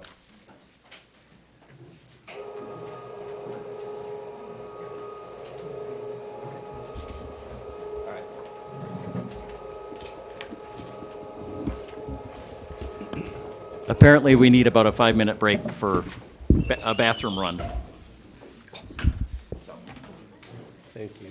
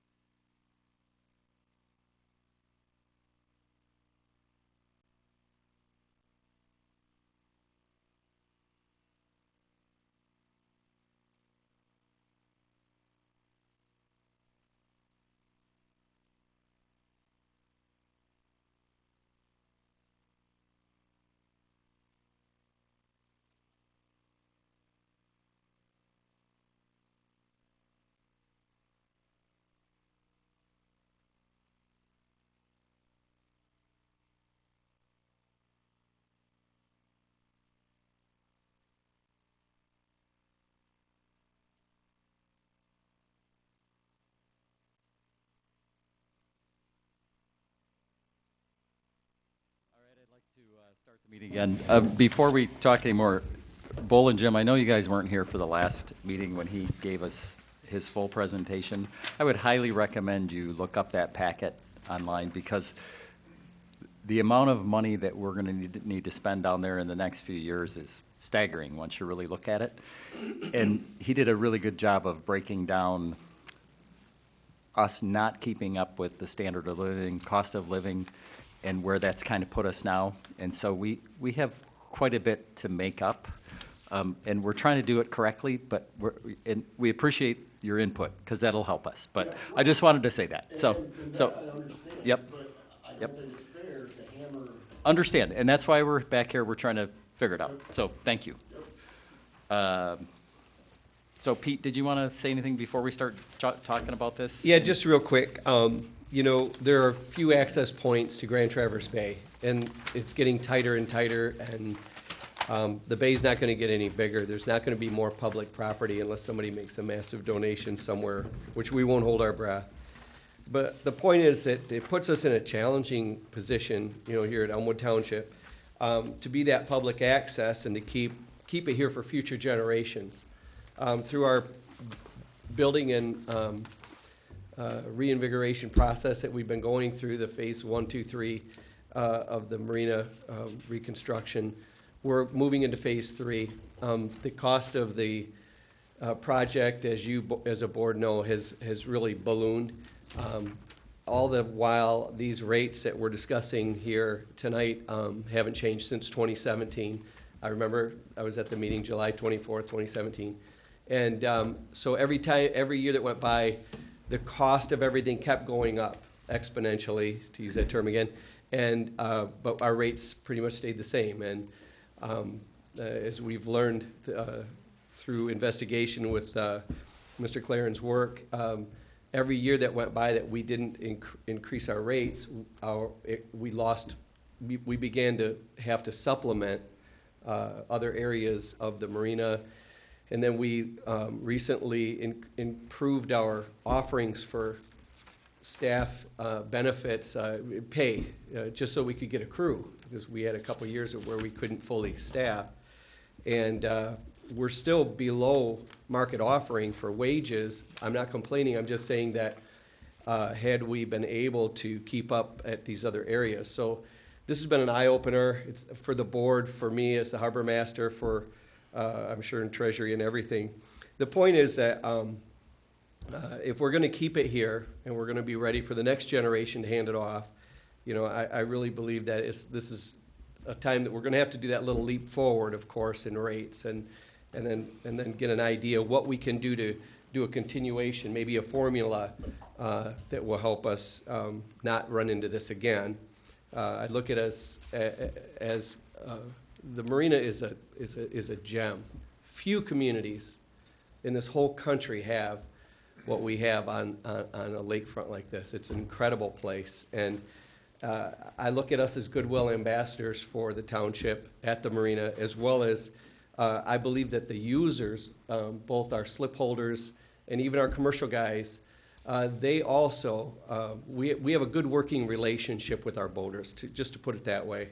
And I think that everyone would agree that as everything goes up, you know, I've got 2 teenage kids at home, and the grocery bill has, I've carried a box out of Costco last week. It was $225 in a box. I looked at my wife, I said, how are we going to pay for this? It's just how it is. And our costs have gone from $4.2 million a few years ago to do the whole renovation, where we're at a place to just finish what we have designed and initially set out to. We need another at least $5.5 million. So we can't leave it half finished. It's kind of in the plans. We're moving forward. I appreciate the board's commitment to that. I like Steve's recommendations on his rates. A couple of ideas is just that commercial day launch, to get that clarified. We do have a lot of boat sales companies that come through. They'll bring through a boat on a single axle, and I think that's what that recommendation is, to double that from the day rate of a non-commercial user, and doubling that. That might be a little high in that $40 range to launch a you know, a double axle or what have you. And then just clarifying the season passes, that whatever we do, round it up if, or down to a dollar amount instead of 50-cent type things, and what have you, just because a lot of that is done on the dock, on the ramp, and keep that, you know, keep the pennies and quarters out of it. And then,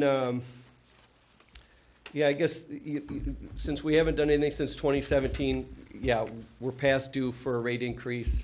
We know that the cost of living has skyrocketed through the roof, and the cost to finish our project is really high. And I do agree it's time to both raise those rates to within reason, and then to also have a formula to move forward. Thank you. Okay. So, what are your thoughts? I mean, we decided on some rates last meeting. Obviously, you've heard all the stuff. I mean, the stuff that Mr. Claren recommended to us is based on numbers, and the numbers don't lie. So, like I said, I wish I would have done this before we even talked last month. So, I mean, it appears that it's working toward our goal. So what's everybody think? I mean, do we want to recommend these prices that he came up with? And if we do, I know Dave had mentioned, you know, moving forward, do we want to have some sort of cost of living increase on these to keep up with, so we don't fall behind again? I mean, and is that something we do now, that we decide we're going to have a cost of living increase attached to this, or is this something we want to revisit every year? I'd rather not revisit it ever, but I know we'll have to. But go ahead, Dave. You know, I think in going over the paperwork and everything that we proposed last year, I think Mr. Claren's suggestion of rates it's in line to where we need to start at this point. I do think that we need to have a consumer price index increase every year. That way we keep up with inflation instead of falling behind every year, because that's where we're at now. Actually, that rate increase that was put in 2017, it was probably 8 or 10 years lagging before that increase went into effect. So Elmwood we have been very neglectful on the rates in that facility, but we weren't spending money. We didn't have any, we just weren't spending money on improvements. There's a couple of other things that I would like to ask, and I'm not even sure that you can answer it, is in the next 10 years, we're going to spend approximately $9 to $10 million on that property, that facility. I don't want to start with knocking rates back down and then find out we're playing catch-up again in 5 more years. And I don't want, personally, to have a $6 million finance for the rest of the third phase, and then in 8 or 10 years have another $1.5 million for a dock, and in the 2 years after that, another $1.5 million for another dock. I don't want to be paying for 3 large payments in the same time. So I'm not sure how far out your projection is or are, and I know that's a real difficult thing, and that's why I said at least the consumer price index, raising the rates for a while. Thank you, Mr. Claren. Well, what I actually did when I modeled the marina, as I did my research, I understood the marina has been in existence almost 75 years. And basically, I modeled it out for another 75 years through the end of the century, because I needed to go through a replacement life cycle on each component of the marina. And I extrapolated into the future inflationary rate increases across all of the infrastructure for each refresh. And, well, as you can see, took a look at all of your revenue streams and looked at competitive position within the marketplace. And you were talking about bringing rates down. I'm going to assume for the moment that's down from where they are currently proposed. And I guess I would just push back a little here because, respectfully, because I am not a proponent of putting rates above market unless you've got something above market to sell.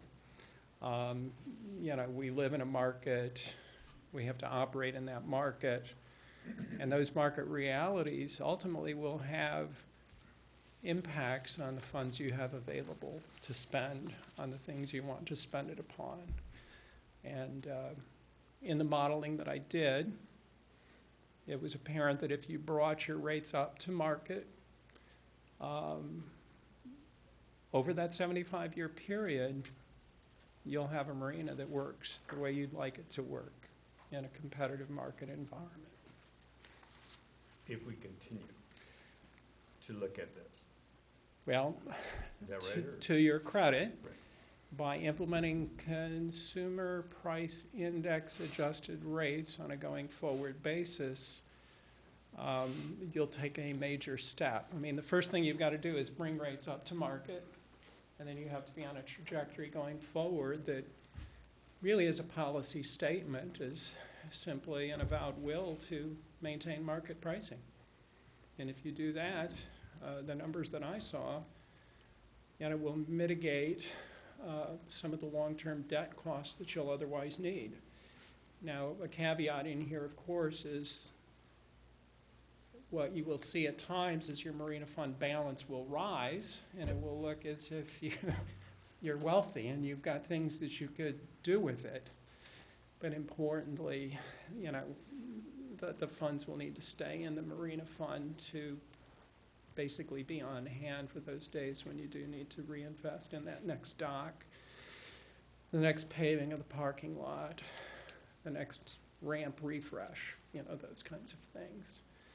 But there will be a time, I believe, and I did not model this, you could model this as well, where you get the rates up to market and you see the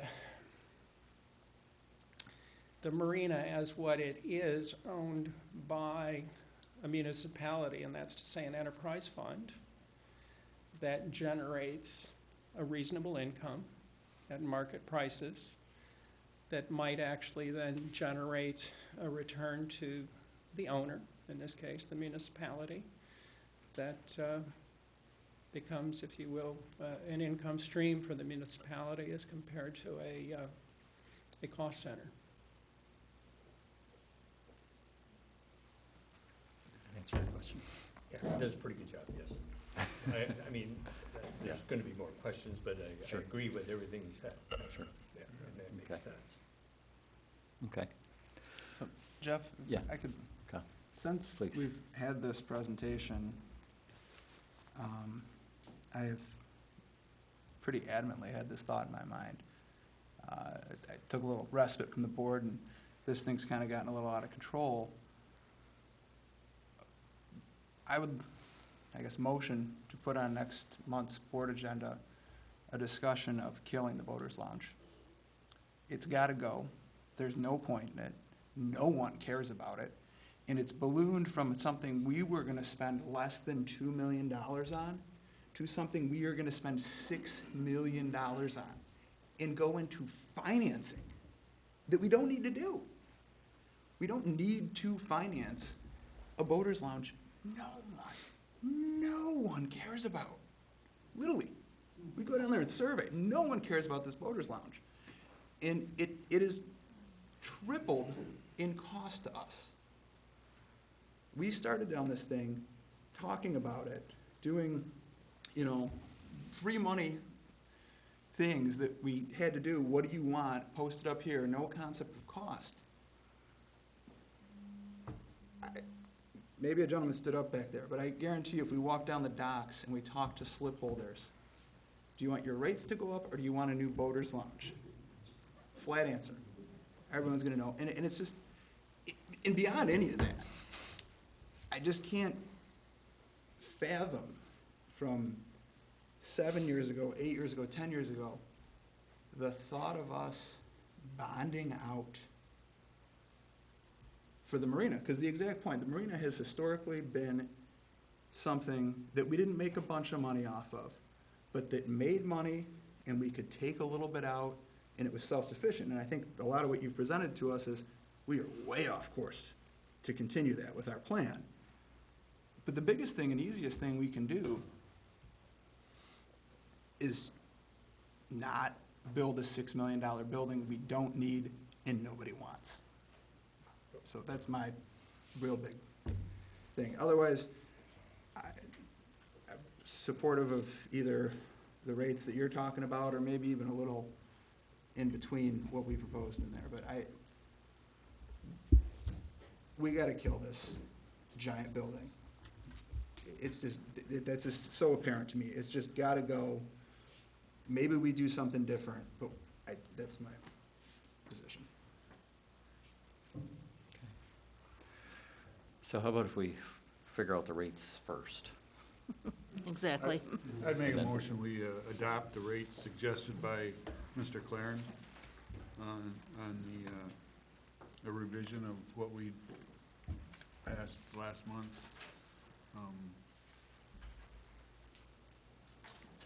For the daily pass, the season pass, and the commercial pass. Yeah, well, season, 115 and 200 for those ones to make them simpler. well, yeah, the season pass can be 110 and 180.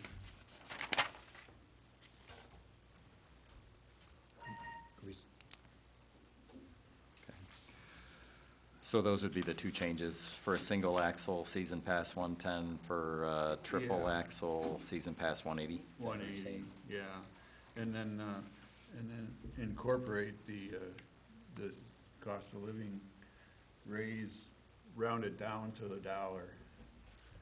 You know, like, it's gonna be some sense. So Okay. if it's less than $1, it'd be the same, but Right. if it's $3.50, it'd be $3. Okay. You know. For how long are you talking, Terry, for that motion? Like Well, that can go forward. moving forward till we change it? Yeah, Okay. so you wouldn't have to look at it next year if you didn't want to. Okay. All right, we have a motion by Terry. Support. Okay, we have a support. Discussion? My question Sure. would be, are we still gonna continue with the double axle, single axle, that kind of stuff? Even for the commercial, well, everybody? Right. Yeah. Commercial, I Got think, the same. yeah, but didn't he say, so on the, Well, that's kind of what I'm trying to get at. yeah, so the, where was it? So basically, he averaged it out and said commercial was gonna be 40 a launch, 40 regardless a of the launch. size, Okay. single, double, or triple. Okay. Then, And I'm sorry, I don't see where I saw that, but No, I think on his list, he's got it 30, 40, 50. he Yeah. did, but somewhere. It's on the Which back. Oh, is- it's The on- last it's- page. Yeah, it's on the, yeah, the very last page, and that's, Right. that The would be suggested. the suggested seasonal and commercial passes, is where he broke it down. And I just Well- wanna make sure I understand what. I think that's for averages, because that's not what he's got. It's because the season passes isn't 150 either. sure, Mr. Claren, Yeah, just to I'm- clarify for us. Yeah, basically, what I would recommend to have consistency across all of your rates is to be based on size of Okay. boat, whether it's Okay. a daily pass, a seasonal pass, or the Okay. commercial pass. Okay, And what I tried to do is show what those rates would be for small, medium, and large, and what the average might be given the distribution of launches that's been described okay, by size. okay. So your motion would be for a daily rate of 15, 20, and 25. Season pass 110, 150, 180. Right, Yep. Commercial 30, 40, 50. right. And that's what I was supporting. Okay. Yes. I understand. I think he wants to add Second to the something. last page. I guess a comment I might make too regarding the average seasonal fee. If you were to look at the, I guess, the first chart, the market data, the market averages are 128, 147, and 173, which could easily be interpreted as 125, 150, and 175. You know, the recommendation that I made was largely based on keeping a relationship of 7.5 times the daily rate for the seasonal pass. But, you know, it's 6 of one, half dozen of the other, broadly speaking. I think 125, 150, 175 is easy to explain, easy to administer, and certainly consistent with the raw data regarding market rates. Okay.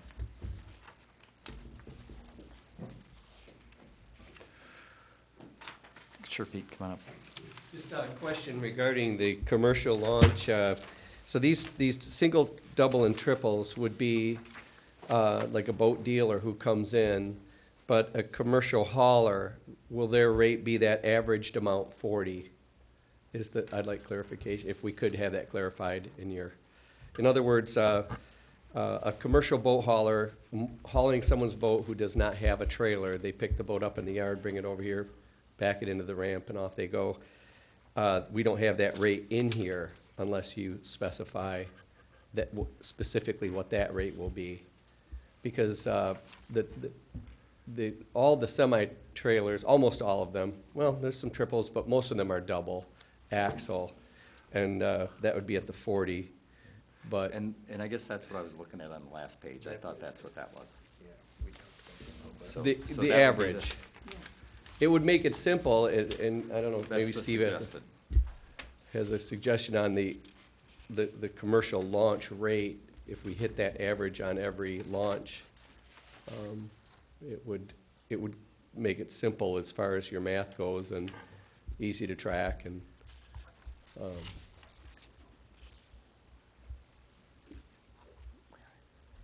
So, go ahead, I have a Jordan. question for Steve.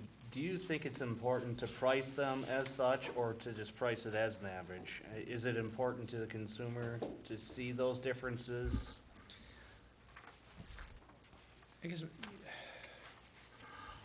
I guess when I look at this and see the market and the markets in some marinas pricing by size of boat, largely I presume to reflect the wear and tear of those boat sizes on the marina, I personally think that if you can see your competitors doing it, it's a lot easier to explain to your consuming population that that's what you're doing. Mm-hmm. And while I understand that the number of axles on the trailer for an individual boat can be, let's call it a secondary indicator of the probable size of the boat, if I listen to the question as I think I'm understanding it, you may have trailers that have multiple boats on it. And really, the question is, are you launching a trailer of boats, or are you launching boats? And that's, I guess, a question for you to determine. I've kind of assumed that, you know, there's a fee for the launch of an individual boat, but. Yeah. So, Steve, we went through this last time. I was trying to understand the differences. So on the last page of this, Yep.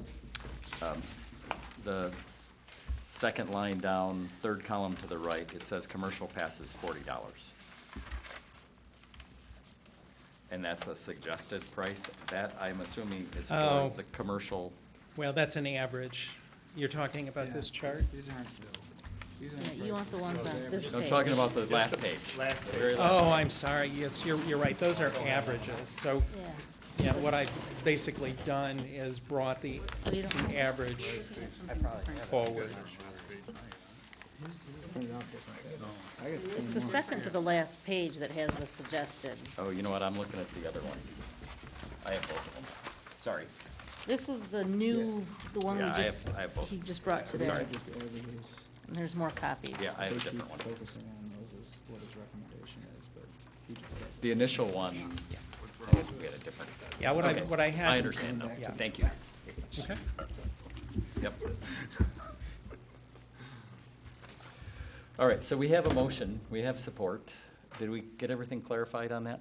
I think to clarify Pete's question, the commercial, whether it be a boat dealer or a commercial dropper of boats, we're talking 30, 40, 50, for whatever commercial purpose you're doing. Based on the axle number on the trailer? Correct. Which I guess I get to your point is you're saying the truly commercial droppers, yes, the others are, I think, and Dave could tell us, they're 2 axles, but they can take a boat of darn near any size. Yeah, much heavier and much larger. But I think for today, 30, that, 40, that's 50. where we're, that's what the motion is, Okay. at least. Okay, Yeah, and then we can work on, we can fine tune tweak it. that a little bit if we need Yeah. to. Well, and just one other comment. If we really do something like killing the boaters building, we may not need to adjust by CPI every year. So I think Well, this is gonna come back up at least one more time. well, it can come back every year, for that matter, but That's exactly right. right now. Yeah, unless you're, we'll have a I took it that discussion you about meant just automatically. Well, we would adjust until them. it comes up again. Right. And put on the agenda. I'm gonna allow Bull to come It's up. kinda Bull, like- you wanna come up and just say something? Okay. I know it's out of the ordinary, but I know you wanna say We talk something. about the boaters, and so we're commercial as well as we're slip holders. So if you want to go down the docks and talk to the slip holders, they'll tell you the same thing I'll tell you, because I talk to them all the time. And probably 80% of the people in the marina I touch base with from week to week. If you up the rates every year, as we've been doing for the last 3-4 years, whatever it's been, Yep. at $200 and $300 a slip, if you cancel everything and don't improve anything there, why are you upping the wages of the slip holders themselves? So we jack up the prices for the launching the boat. If we put a slip holder that doesn't pay for launch because it's part of your slip, if I put their boat on their trailer but behind my truck, I pay that commercial fee as well. So you can only up so many things before nothing's given back to the people. I don't care where you're at and what business you're in. I can't turn my business tomorrow and have a boat dropped off in the shop. Today I'm at $100 an hour, $120 an hour, $110, and then they can pick the boat up and I charge them $400 an hour. There'd be no more business. So we can give or take, but if you take and don't give anything back, I'll guarantee you walk that dock. So obviously you're not a slip holder. I left Well- because the rates got too high. There you go. So if we keep jacking that up as we had then for the last 3 or 4 years, and we're still following suit, I like my slip. I like being down there. It's pretty nice water for the price we pay. But as it gets more and more, and we're not getting anything in return, that doesn't make sense to any of us, not to any slip holder. I appreciate Period. that, Bull. Okay. And it sounds like we're gonna have a real discussion about it in the future as an agenda item. So Okay. be sure and come to that meeting and I you'll will. get a chance. Thank So. you. Alrighty, we have a motion, we have support, we've had some discussion. Anybody else want to talk any more about the marina rates before we vote? Alrighty, Can we ever hear the motion again, just to make sure we know? sure. We've had some discussion. Yeah, we Well, have I've got that the motion is to adopt the rates as suggested by our consultant, but change the daily pass for the sake of rounding them, or the season pass to 110, 150, and 180. The commercial passes are 30, 40, and 50, and adjust annually by the CPI. Okay. All in favor, please say aye. Aye. Aye. Opposed? Motion passes. Thanks, you guys. Thanks for all of your input. Thank you. And it is a work in progress, and we're trying to figure it out as best we can. So, Appreciate it. thank you.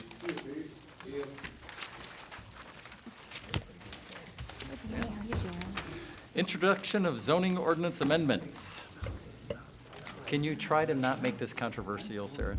I'll do my best. Thank you. Well, so if I may, the memo is kind of in front of you. I'm going to start with 2017-04-21. So this is a text amendment that was initiated by staff, that's myself, but it was ultimately requested by the state floodplains coordinator. It is a requirement for the township to stay in the national, the NFIP, so National Floodplain Insurance Program. Sorry, I don't know why I always stumble on that one. So, I kind of detail, the changes, as always, they're done track changes. But again, at the end, the planning commission did agree that these changes were necessary in order to conform to what was, you know, requested nicely by the state. And so I do have a proposed recommended motion before you, so that's a motion to accept introduction and publish for consideration at May 8th, 2023 Township Board meeting. Happy to answer questions regarding this text amendment. It's the other one, Terry. Oh, which one? I did separate This one? them, yes. Oh, this is the floodplain. Yes. Oh, okay. I move we accept the introduction and publish for consideration at the May 8th Township Board meeting, the floodplain management recommendation. Support. We have a motion and support. Any discussion about this? All in favor, please say aye. Aye. Aye. Opposed?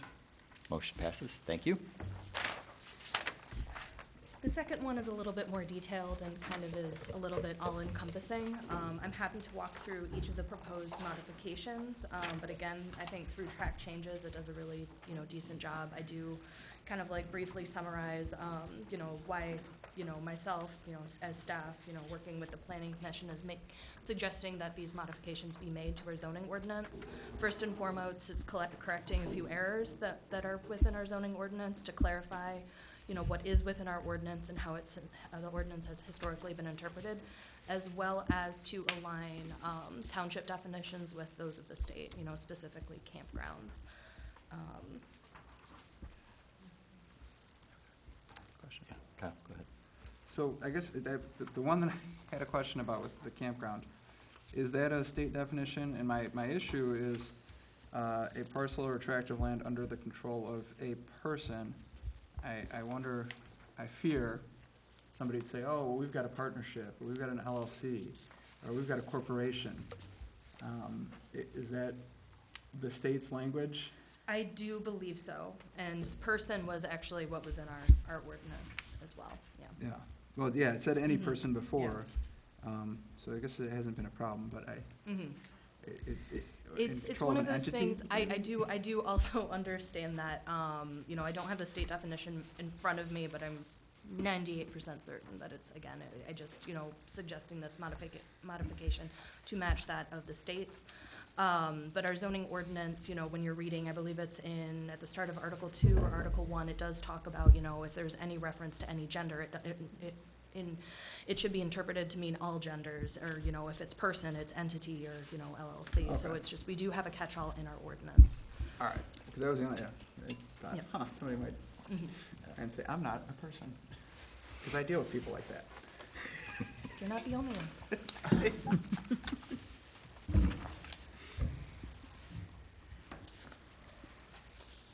Yeah, Terry, go ahead. The only question or problem I have with it is reducing the 2-year extension possibility to 1-year extension possibility for the special land use approval thing here.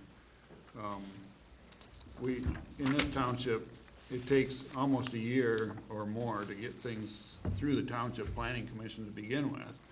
And people spend all their money and all their time and then if something comes up, you know, a year goes by pretty quick on having to get something done. And so, we had a large discussion of this when we adopted the ordinance. There were some that wanted it 1, and we kind of insisted that it be 2, giving the person the option of 2 years because if they don't, you know, if they're 13 months late, they're kind of screwed after spending a lot of time and money to get the special land use approval, because special land uses are freaking hard to get in this township, it seems like. So I'd vote against the whole thing if the 2 is changed to 1. If the 2 stays, if that's not changed, I'd vote for it. Well, so it is 1 extension, so, you know, the permit is valid for 1 year, and then, you know, anybody can request an extension for 1 year, so it's 2 years. But 1 year goes by pretty dang quick. That's why we had it for up to 2 extensions of 1 year each. Yeah, so that would be, I mean, 3 years Yeah. And a lot can change in 3 years. Usually not the site, not the special use approval that was granted. It's, a lot can change, yeah. You can get more neighbors, the more problems coming at you if you want to do something with your property. That's the problem I have. Well, the intent was to align site plan review, extension timeframes, as well as, special use, because when somebody applies and obtains a special use permit, they also have a site plan review, so regardless, they need to come back before the planning commission, currently. If site plan review lasts a year, they request an extension, they get that extension, that's 2 years, okay, great, but if they get a special use permit extension, they still have to come back before the planning commission for site plan review approval, currently. So. This just aligns the two, sorry. I guess to clarify with both of you, or my understanding of this, because I think the way I can read this is that they're only allowed one extension for 1 year. Are we talking about granting a 2-year extension, or giving an opportunity to come back and get a second extension? We're reducing that so they can only come back for one extension. So To currently, align the two. we can get 2 1-years or That's 2 correct. 2 years? Two 1 years. Is what we currently can do. Mhm. Yeah. Okay. And you're saying that doesn't jive with site plan approval? That's correct. They are different timeframes. So site plan approval, You can get one extension. you can only get one extension there? Because I guess that's not in the township. But this came up, which was one of the multitude of problems with the apartment complex that they wanted to do. Because they wanted us to approve them for like a decade-long plan. It was before your time, but that was. Is this on Grandview? Yeah. Yeah. And I don't know how long it's gonna take for that complex on the corner over in Long Lake Township, but I have to imagine that that's not gonna be done in a year, or even 2 years. But, so I guess, I don't know, but I understand that we don't want, because we have had a number of kind of dead and lingering projects in the township. But I also, on the other hand, agree with Terry that sometimes stuff does not move very quickly. So what would we, and this never really got answered because they withdrew that. What do we do with a bigger scale project? So if it is a phased project, generally those, in theory, in reviewing the ordinance, those should come before the planning commission as a plan development. So at this time, I don't know the, extension or timeframes off the top of my head, but, that would be a phased program, plan development. So, in theory, that would get approved as a plan development, and for each phase, that approval would come before the planning commission as a site plan review. So, 1 year, and then 1 year extension.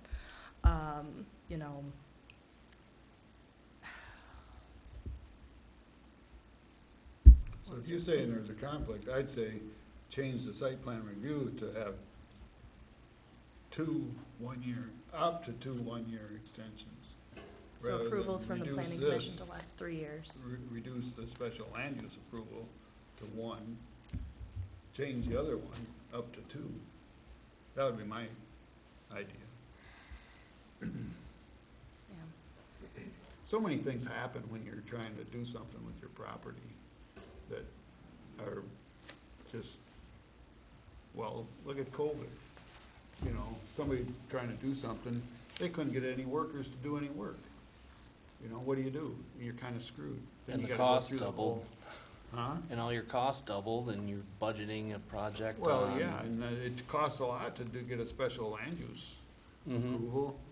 You gotta, Yeah, I can't say what happened in Michigan, because, it was before I was here, but in Massachusetts, the state actually did step in with COVID, and the state automatically, through, well, that was order of just the an governor, did expand it, example, yeah. but there's Mhm. other things, a multitude of things that can slow something down, You can run out of money, or, the stock market can tank, like 2008, people had money one day, they were drilling gas wells all over the place, and 2 weeks later, they dried up, and they were gone. I mean, I would note that, even if somebody couldn't, apply for or ask for an extension, they can reapply. They can, the planning commission has the opportunity to review the plans. The public would have the opportunity to, get involved in the project, because again, things do change in 3 years. I'm just telling you what I think. Mhm. So, Which is helpful. I mean, you obviously have been So here very that's- much longer. Otherwise, I don't have a problem with anything else you've changed here. So I'd move we approve it with the exception to the, not change the special land use approval and extensions. I'd make that motion. If I may, would you like to send that section back to the planning commission for further review and consideration? No, I'd just like to not change it from what it is. We spent 10 years on it, trying to get the zoning ordinance written.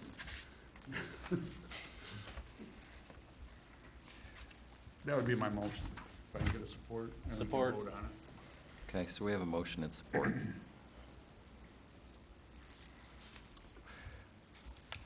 Are we able to do that?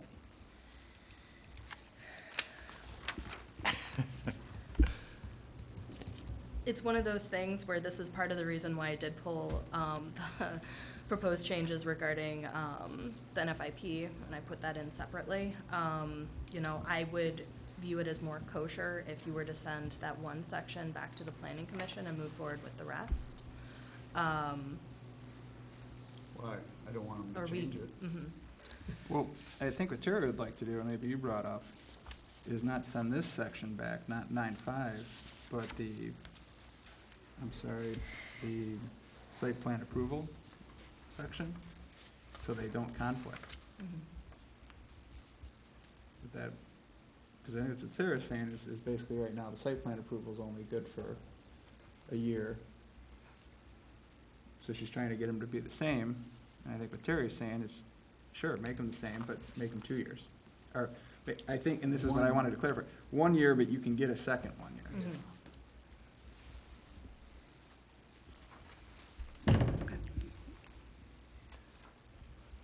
So, So would it clarified be anything. with the exception of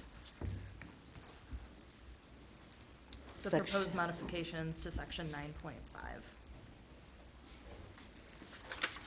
I guess we can do that. I mean, I guess that's, It wouldn't We can make change that the motion. intent of, the whole ordinance. that was my question. Yeah. So, all right, so we have a motion support. We have any other discussion on it? Anybody else want to weigh in on, before we do a vote? Connie, why don't you do a roll call vote, just so we're clear? Okay. Dave Darga, Yes. Kyle Travis, Yes. Jordan Gallagher, Yes. Terry Lautner, Yes. and I'll vote yes, and Chris Makowski, No. and Jeff Shaw. I'll vote yes. Thank you. Danny, you're still here. Ambulance purchase update. Gonna jump up there? Thank you. Yeah. So did everybody get those ambulance quotes that the chief? Which one do you want? Yes. Where did I set it? So that's this one. Yeah, yeah, I thought I just set it. I mixed it up completely. I know it. There's a lot of paper all over the place. I think that's what he put in the email that. Okay. Here's my Thank you. I read that. I know what I'm doing. All right, so we got 3 quotes in front of us. Talk to us. All right, so the 3 quotes in front of you, one's from Brown Ambulances, one is from Demirs, and one's from Osage. those are the manufacturers, and they come from the dealer, which is Kodiak Emergency Vehicles, which is down in Grand Ledge, Michigan. So we are leaning more towards the Demir's quote, which you guys should have. We do? I met with the chief last week, and we kind of discussed differences between the three, and from my personal experience with working with Demir's, that is my suggestion with what we go with. I have personal experience with the Demir's ambulance over in Lake Ann, which is what we purchased a couple of years ago, and we've had pretty good success with that truck and no complaints. And conveniently, it is also the the lowest quote. Before COVID, Demir's would have been in the middle of the three, but it's a Canadian-based company, so they're a little ahead with the COVID stuff. So Braun and Osage are still kind of behind. So that's why with all the price increases and stuff, Demir's is still, they're kind of on the bottom now because they didn't really get affected by the prices too much. And that just comes because they shut down before the US did. So they're recovering better. And as far as build times on these, they're all gonna be the same. We're looking at about 2.5 to 3 years at this point, Jeez. unfortunately. And that's anywhere. We have And to then just to go over some of the differences with these trucks. Demir's and Braun, they kind of merged a couple years ago, so they're sort of one company. Those are aluminum interior trucks. And then the Osage ambulances, that's a wood interior. And that just comes down to like aluminum's lighter weight, wood's heavier. As far as like vehicle accidents, aluminum would hold up better. Wood would just kind of fall apart. And then if we ever wanted to, in 20 years, per se, remount an ambulance, where we just take the box and put it on a new chassis, it's easier to do that with aluminum because aluminum is more reusable than wood is. And then wood, you obviously have the risk of rotting and mold and stuff. So we have to spend our ARPA funds by the end of 2026? Yes. Okay. So we really have to move this along if this is what we're gonna do. Right. Right. 2.5 to 3 years? That's the build time. We could pay for it ahead, I'm sure. Yeah, so basically They'd with. take a check tomorrow. And I'm pretty sure, I'd have to double check, but with Demir's, they're out of Montreal. That's where everything's built. But with them, pretty sure they're the only ones right now, like if we paid today, that price is locked.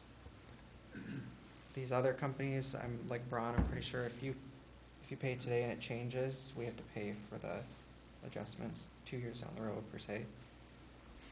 Okay. Is this US dollars? I was gonna say, there's $2.99 Canadian? Yeah. And it's nice, now that they've merged with Braun, if we ever had any major, like, say the ambulance got in an accident, it had to go to the manufacturer to get those kind of repairs, it won't have to go to Montreal. Because Braun's plant is down in Ohio, and since they're sister companies, we could send major repairs down there. Okay. So just because it's a Canadian-based company, we don't have to send everything back to Montreal if we ever had to. Okay. Dave? On each one of their sheets, it says the price is based on current expected net chassis prices, and it will change.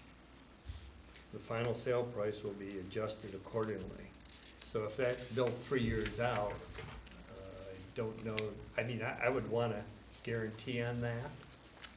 Yeah, Do you see what I'm saying? Yeah, I mean, if they. Even though they have your money, it doesn't make any sense for them to guarantee a price that they can't conquer or control. Right. so basically, That'd be certainly like you something buy we'd the have to make sure. chassis now, because the chassis are easier to get. They But- are, but you're not gonna be buying a 2023 chassis in 2026. Correct. So if that, and each one of the quotes say it right on the bottom of the quote. All I'm saying is I'd rather make sure before I Sure. put Mhm. my eggs in that basket. make sure that that's the final price. Yeah. Right. Okay. And not only that is, you can maybe work out a deal that you could put that money in a mutual fund for them T-bills. guaranteed to, well, Yeah. and require some interest on both Right. sides.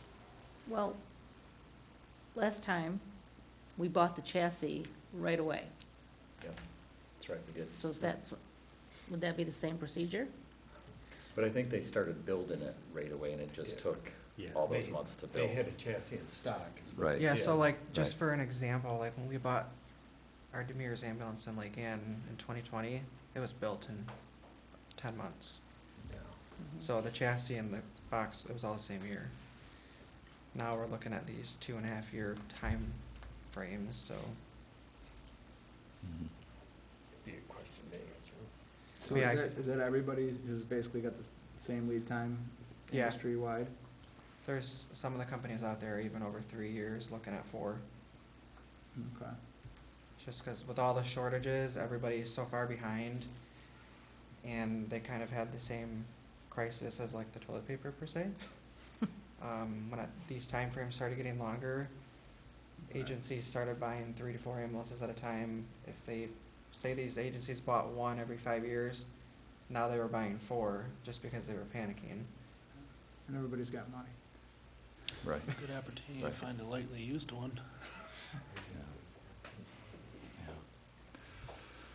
So you think the Demers guys are probably the fastest? They're all probably, out of these 3, you're looking at probably all the same time frames. Okay. But in today's world, you're really not gonna find anything, for what we want for Elmwood Township, you're not gonna find anything less than that. I mean, we could,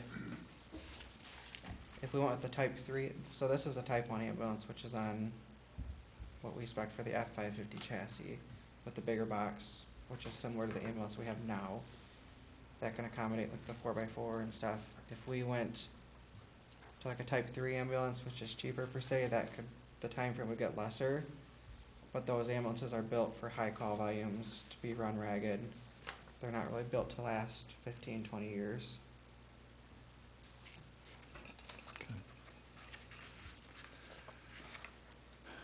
So, So the reality is if we buy this or commit to this, they're not gonna start building this thing for 2 years. Is that basically the reality? Pretty much. But if we wanna get on the list, unfortunately. right, we gotta get on the list. right. It does have to be paid in full to be on the list? No. What's the downstroke? What are they asking for? I'd have to double check that for you. I can't remember off the top of my head what we did for a down payment in the past. Those are questions that we need to have answered, because we certainly look at different venues of funding at that point. Whether assessment or whatever the situation is, but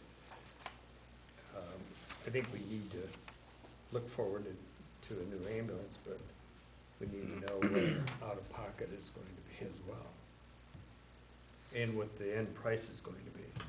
Yeah, and if it would help, we could, Aaron, he's the owner of Kodiak, he's actually offered to come up here to a meeting, and he can help answer these questions as well. I think, at least, Can they even give you a firm price 3 years out?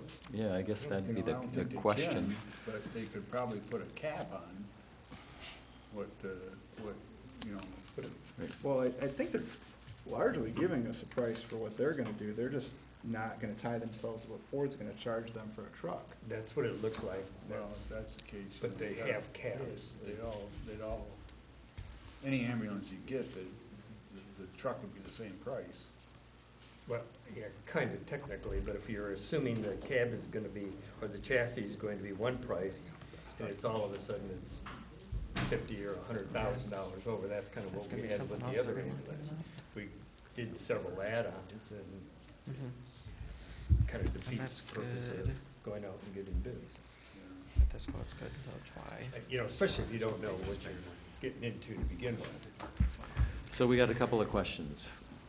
Are we paying up front? Do we put money down? Is it some sort of guaranteed price? And how do we account for what it's gonna cost in 3 years? I mean, if we can get those questions answered, if Danny can get those questions answered, do you wanna look at it again next month? Is Yeah, that what we whatever wanna do? timeframe. Cause we do need to act on it. I would mean, say yes. You know, I'd say I must have even have a special meeting, because it This sounds like quote is only eligible till. For 4/21, yeah. 21st. Yeah, the pricing literally changes by the month right now. right, And that kinda goes back to right. my statement, Yeah. is We've if done it this changes by the before. month. This Right. is the second or third time Danny's Yeah. come Oh, I with know us it. with the different, with these pricings. And This is the first time I've if met we've had other questions, we should have been asking him before now. He's brought us an So if ambulance we- that he likes. He's telling us what's going on. This is what it is, so. And some of the, like Braun, they take 6 weeks to get a new quote made. Okay. Don't ask me why, because I don't understand, but. Okay. So do we wanna approve it up to this quote? And if there's a difference, I mean, you know what I mean, not to exceed this? And if, you know, that would get us past the whole fact that we've got till 4/21 with this quote. And then if they come back and say we can't do that, then the clock kind of starts over a little bit for us, because then, you know, it's on them, not on us. You know what I mean? I mean, Where are we gonna get the money from? If and- ARPA if- if- funds, well, that's what we had well, decided we were gonna use them for. I know, but you're gonna pay $300,000 of that ARPA funds immediately to them, to have them hold it? Well, I guess that's what we need to find Well, out that's- from them. That's what's gonna take some time. And- Right. And the answers to the questions that I have, at least, they should be able to get those tomorrow, basically. But we won't be able to vote Right. on it tomorrow. Right. I guess my thing is, so if somebody gives me a quote and says it's $300 and that's valid until 4/21, whether they're selling it to me tomorrow or 5 years from now, that's the quote that I got from them. That's not what this says. I don't Yeah. know. I know it says it can change, but Well, all three of them And say it it's- could change. Yeah. I know, Yeah. that's exactly I right. can tell you, Jeff, like, I got a buddy who sells like hotel and restaurant equipment and stuff like that, and his whole job the last year has been going and telling people, yeah, guess what, that's $30,000 more. Do you want it delivered or not? yeah, yeah. I'm sorry. I get it. Like, I get it. And, Because you know, that just cost us The long that and the much. short of it, even to the township, it would be better to have a meeting, special meeting Friday. It would be cheaper to the township than to have the unknown. You But- know, in my estimation. But it's unknown. And it'll be Well, unknown but until then they buy the at least- chassis. But at least if they tell us that up front, we have the ability to know how much we have to pay down. We have the ability to have a conversation with them to find out if we pay them now, if the price is 400 grand or 300 grand. You know, it is, I don't know. I mean, you know, this is just a matter of making a motion and moving it forward. So are you saying that we should, buy the truck now at this price? I don't know And that just sit on it for 2 years? I don't think it's gonna be at this price, Terry. Well, today it is, or. No, the bottom line, the bottom paragraph is that will change if the price of a Oh, new at chassis. time of ambulance build. Right, Okay. if they So build it they're in not 2 gonna years buy or the 3 truck. years, it may very well Yeah. change. And all I'm saying is if we're paying them But- cash, then Right.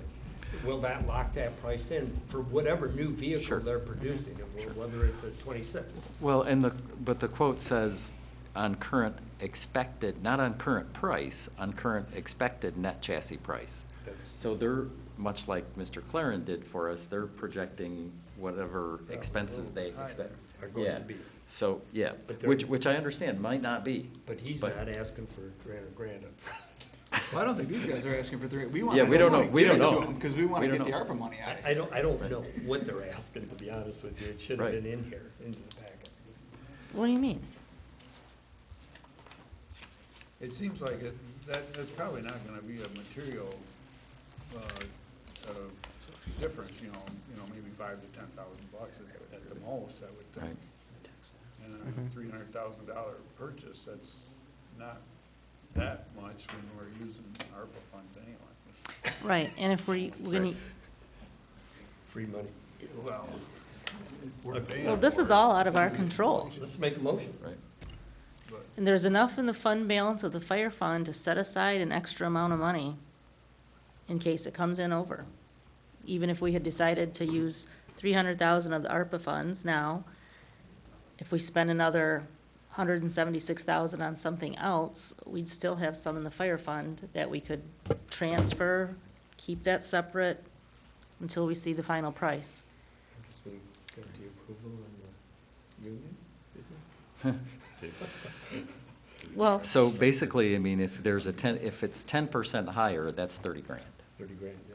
you know, which in the whole scheme of things. Let's make a motion. Yeah, one of the elements that isn't included with the ambulance is the power load and the power cot, which we have on our existing ambulance. So that's something that can be purchased at any time. And then we would, when the bill for the ambulance, when it comes time for that, then we just make that available to them. But that's a significant expense. So, So like on that first page where it says, what bullet is that? here. It's, where it says proposal includes, and then there's the 3 underlined ones that say customer supplied. Yep. The installation of customer supplied power load and power cot. That is something we would have to purchase aside from the ambulance. Wasn't that power load to like $15,000 last time we bought one? Oh, it's even higher now. It's higher than that now? So then we just added $20,000 or $30,000. Well, anyway, let's just. So is there a reason that we don't have them quote that, or? So, the power load and power cot, we have to purchase from Stryker, that's the company that builds that. Okay. They have the same supply issues, so, like the quote that I got for that expires in July of this year, and the prices are gonna go up again. Okay. So our Stryker rep, and it's changed, since we've started this discussion or idea of buying a new ambulance, those prices have changed 3 times. So her recommendation is we buy those sooner than later, just so we can get like today's price. If we buy them in 3 years when the ambulance is done, it's gonna be skyrocketed likely. If we bought the power load and power cot today, we could set it aside and it could be installed when the ambulance gets here by the dealer. What does that cost? That quote is $61,206.50. And that's for which? That's for the power load and Power Cot Pro, and that also includes, it's called the stair chair. Yeah, but the stair chair is only 4,500 of that. But it's hard telling, like that number could be doubled in 3 years.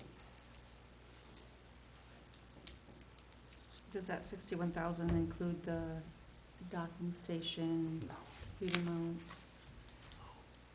tool mounts? No, and The other 2 items on there are negligible. yeah, so like the tool mounts, that's all gonna be smaller dollar amounts, like to hold like some of our tools on the cabinets. So we'd have to purchase those on our own too, but that's something we could do in 3 years. It's just literally the matter of like putting hooks on doors and stuff. But they would do it down at the manufacturer, so it's done cleanly and. So you have any idea what the installation for those items are, including the power cot and stuff? It says it's included. The installation is. No. The $61,000 extra that you just talked about, is that installing it? Yes. That's So buying that- it and installing it? So we would buy that 60,000 from No. Stryker. He says no, you say yeah. The installation's included in the ambulance quote. Yes. Yeah, it says installation. The item It says right itself there. is not included, but Okay. their, So we've got to somehow Their get it to installation the is builder then, too. We just have it shipped there basically. So they're gonna hold on to it Mhm. for the next 3 years? Yeah, when I bought the last ambulance from them, like, there's literally a spot in the back of their barn per se, or building, and it's literally just stuff on hold, waiting for ambulances to get there. So what's the total cost of these 3 customer supplied items?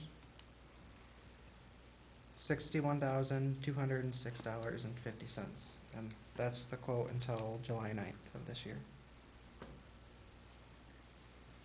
So now we've got a $370,000 ambulance. We're not done. We're not done. It's a far cry from what we spent the first time around, but What's that? it's a big far cry from what we spent for our first ambulance. Absolutely, absolutely. So it's the price of a fire truck. And just, So we're So gonna- that's 361, We're 189. gonna have 400 grand in this thing before it's all said and done of our funds, or more. Although and just for something to think about, like, we for an got this. idea about the price increases, this is pretty much like the same exact ambulance that we have over in Elmira Township, and when we bought it over there 3 years ago, it was $212, I believe.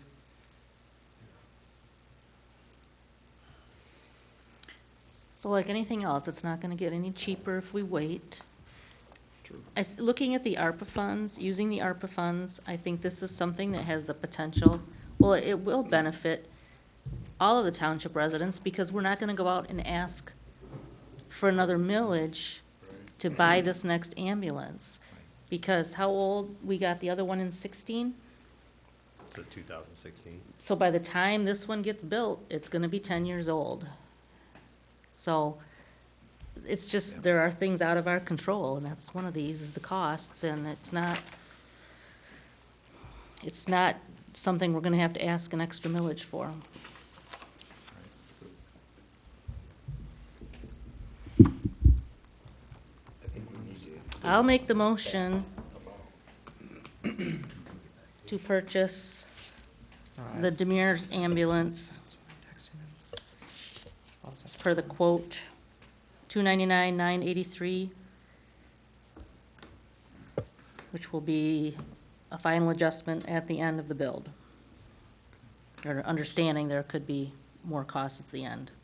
Connie, did you want to include that power load, which is 61,206.50, which is total Yes. 361, Yep. 189.50? Buy everything we need. Okay, so the total Before is it goes up more. 361, 189.50 will be your total with, Support. Okay. we have a motion and support. Any other discussion?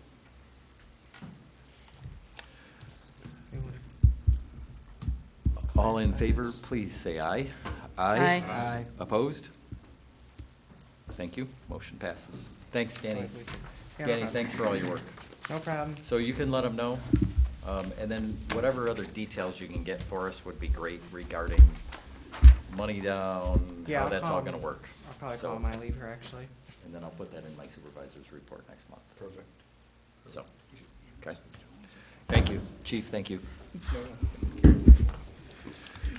Committee appointments, that's an easy one. I thought at 8:30 we had to have a motion to extend the meeting.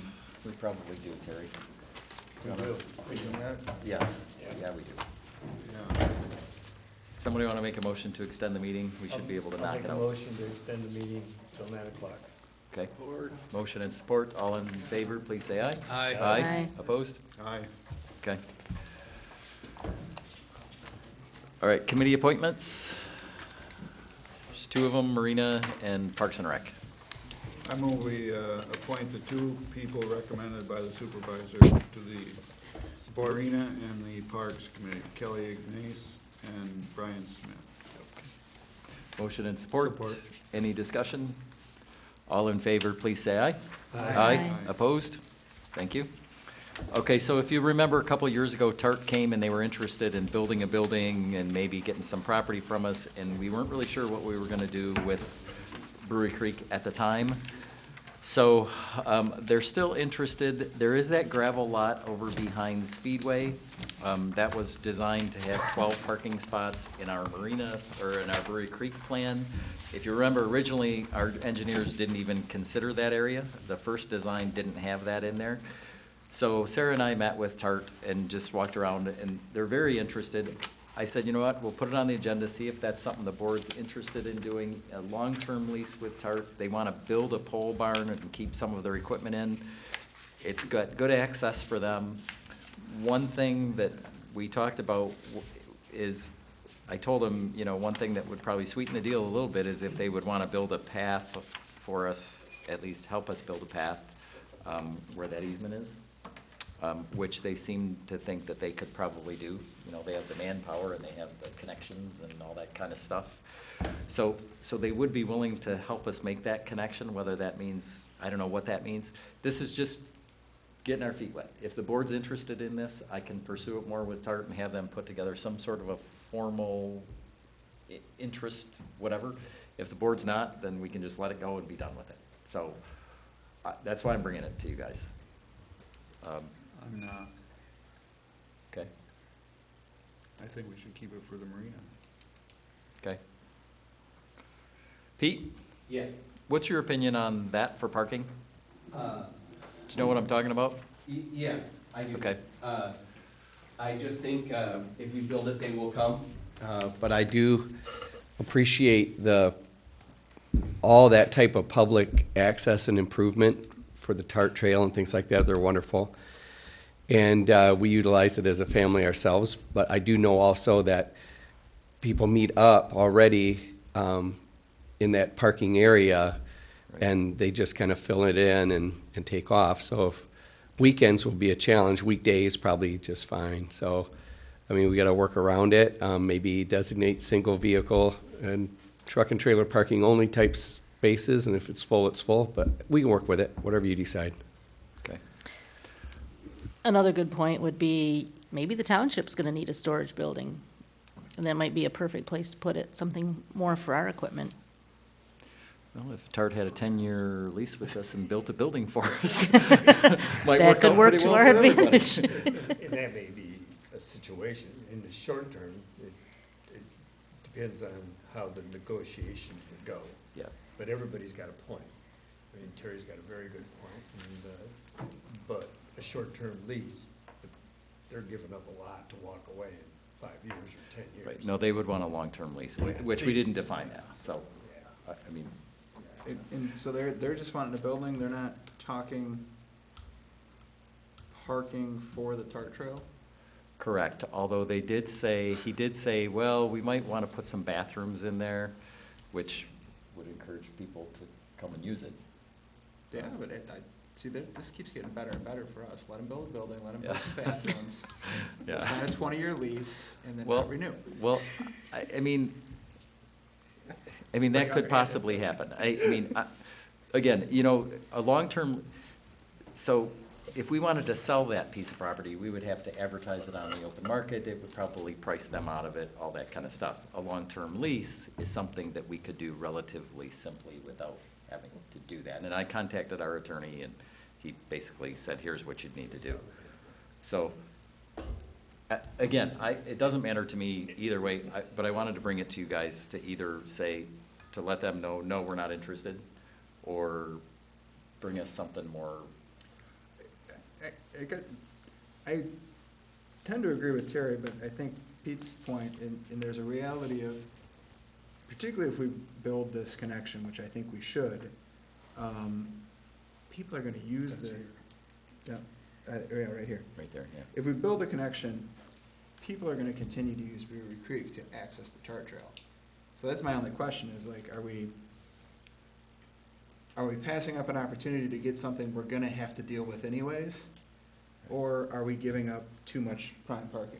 I think to me, that's the question, because like, Right. if Tart's gonna virtually get to use our parking lot anyways, well, why not get something out of them for it? Right. On the other hand, that seems like quite a few boat trailer spots. Where's Close to it the, at? Isn't it? It's on the corner? straight behind Speedway, Oh. is where it is.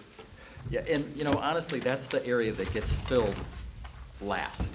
Yeah. When, you know, so there's 6 weekends a year, or whatever, that actually has cars and trailers parked in it, for the most part. So, again, I think it would be kind of a cool thing, but I don't know if we're giving up too much, like you say. And, you know, ultimately, I mean, our Parks and Rec and our master plan has us building a connection through the TART, to the TART there. I mean, you, It does. that's why It you does. gave up that easement. Easement, So ultimately, that's probably gonna happen. And whether TARP builds a building over there with bathrooms or not, that is gonna bring people to this area. And we had talked about putting a building with bathrooms back there a couple of years ago when we were talking about design, so. Well, and yeah, and I know the Parks and Rec Committee at different points has talked about putting a little, you know, educational Yep. pavilion, you Yep. know, depending on, maybe it's just a sign, or maybe it's. Or a boardwalk like a through canopy. there or something. Yeah, so, I'm sorry, Dave, go ahead. I would like to think that we should be able to entertain some dialogue with them and find out exactly what they're thinking, what they want to do, and find out if it's beneficial for the township to even entertain it. Okay. Just to say no on the spur of the moment, I would agree with Terry, but then again, I'd be maybe Okay. missing an opportunity. Okay. The other thing is if we redesign Brewery Creek in 10 more years, 8 more years, because that's not gonna last forever, the parking, we're gonna be able to obtain a better parking system than we're gonna be putting in right now. Okay. So it might be a win-win, and then we could end up with a building if we had a say in where the building was going, those kinds of things. Okay. I actually thought they were gonna be here tonight, so I'm not sure You gotta exactly. start a dialogue with them to figure out what's So- going on. So what's everybody think? I mean, do you want me to have them come talk to us and give us some more details? Okay. Is that, I would like more information, but I think there needs to be a lot of behind-the-scenes discussion before it's brought to us. okay. All right, if everybody wants me to. And in how much space are we actually talking? Because They would, it's 1.04 acres right there, and they would want that space. has that been already broken off, and can we, it's gonna sound weird, can we do it without any restrictions? Our Property? yeah, our assessor, so our attorney said we would have to split that off. Our assessor didn't seem to think that was the case, and she's out of town right now, so, One more question. yeah. And it has to do with the trail. Can we find out what the setbacks are on the existing storage buildings? Because if they weren't properly set back, you don't have an easement, a usable easement. Okay. And I don't very much if they knew that.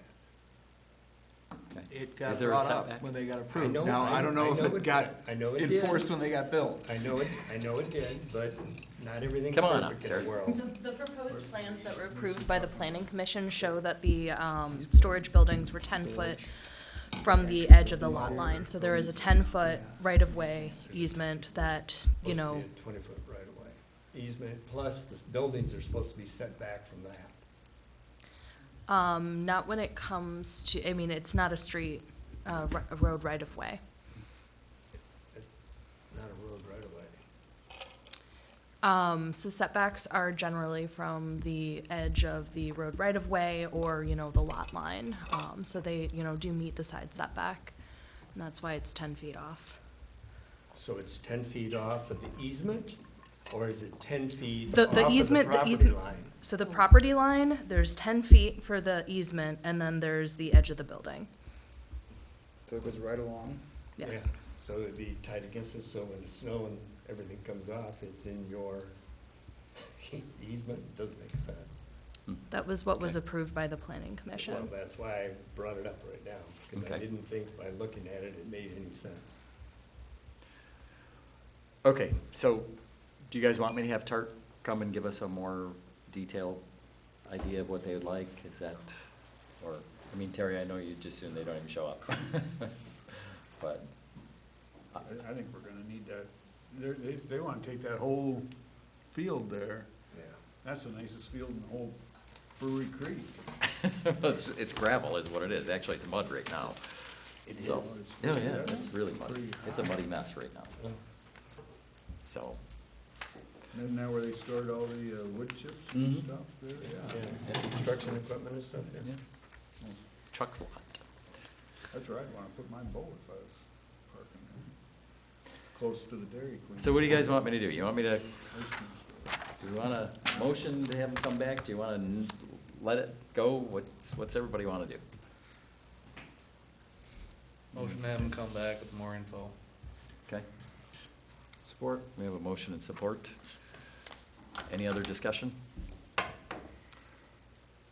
All in favor, please say aye. Aye. Aye. Opposed? Aye. Okay, motion passes. Moving along, the resolution for the MPO. You guys saw that, they did their presentation. This is just establishing that intermunicipality committee. There's no commitment to any fees in this. This just gives us a chance to work together to do this MPO. I move to adopt Resolution 6 of 2023, a resolution to establish an intermunicipality committee under Michigan Public Act 200 of 1957 for purposes of transportation planning in the Traverse City study area. Support. Okay, we have motion and support. Any discussion?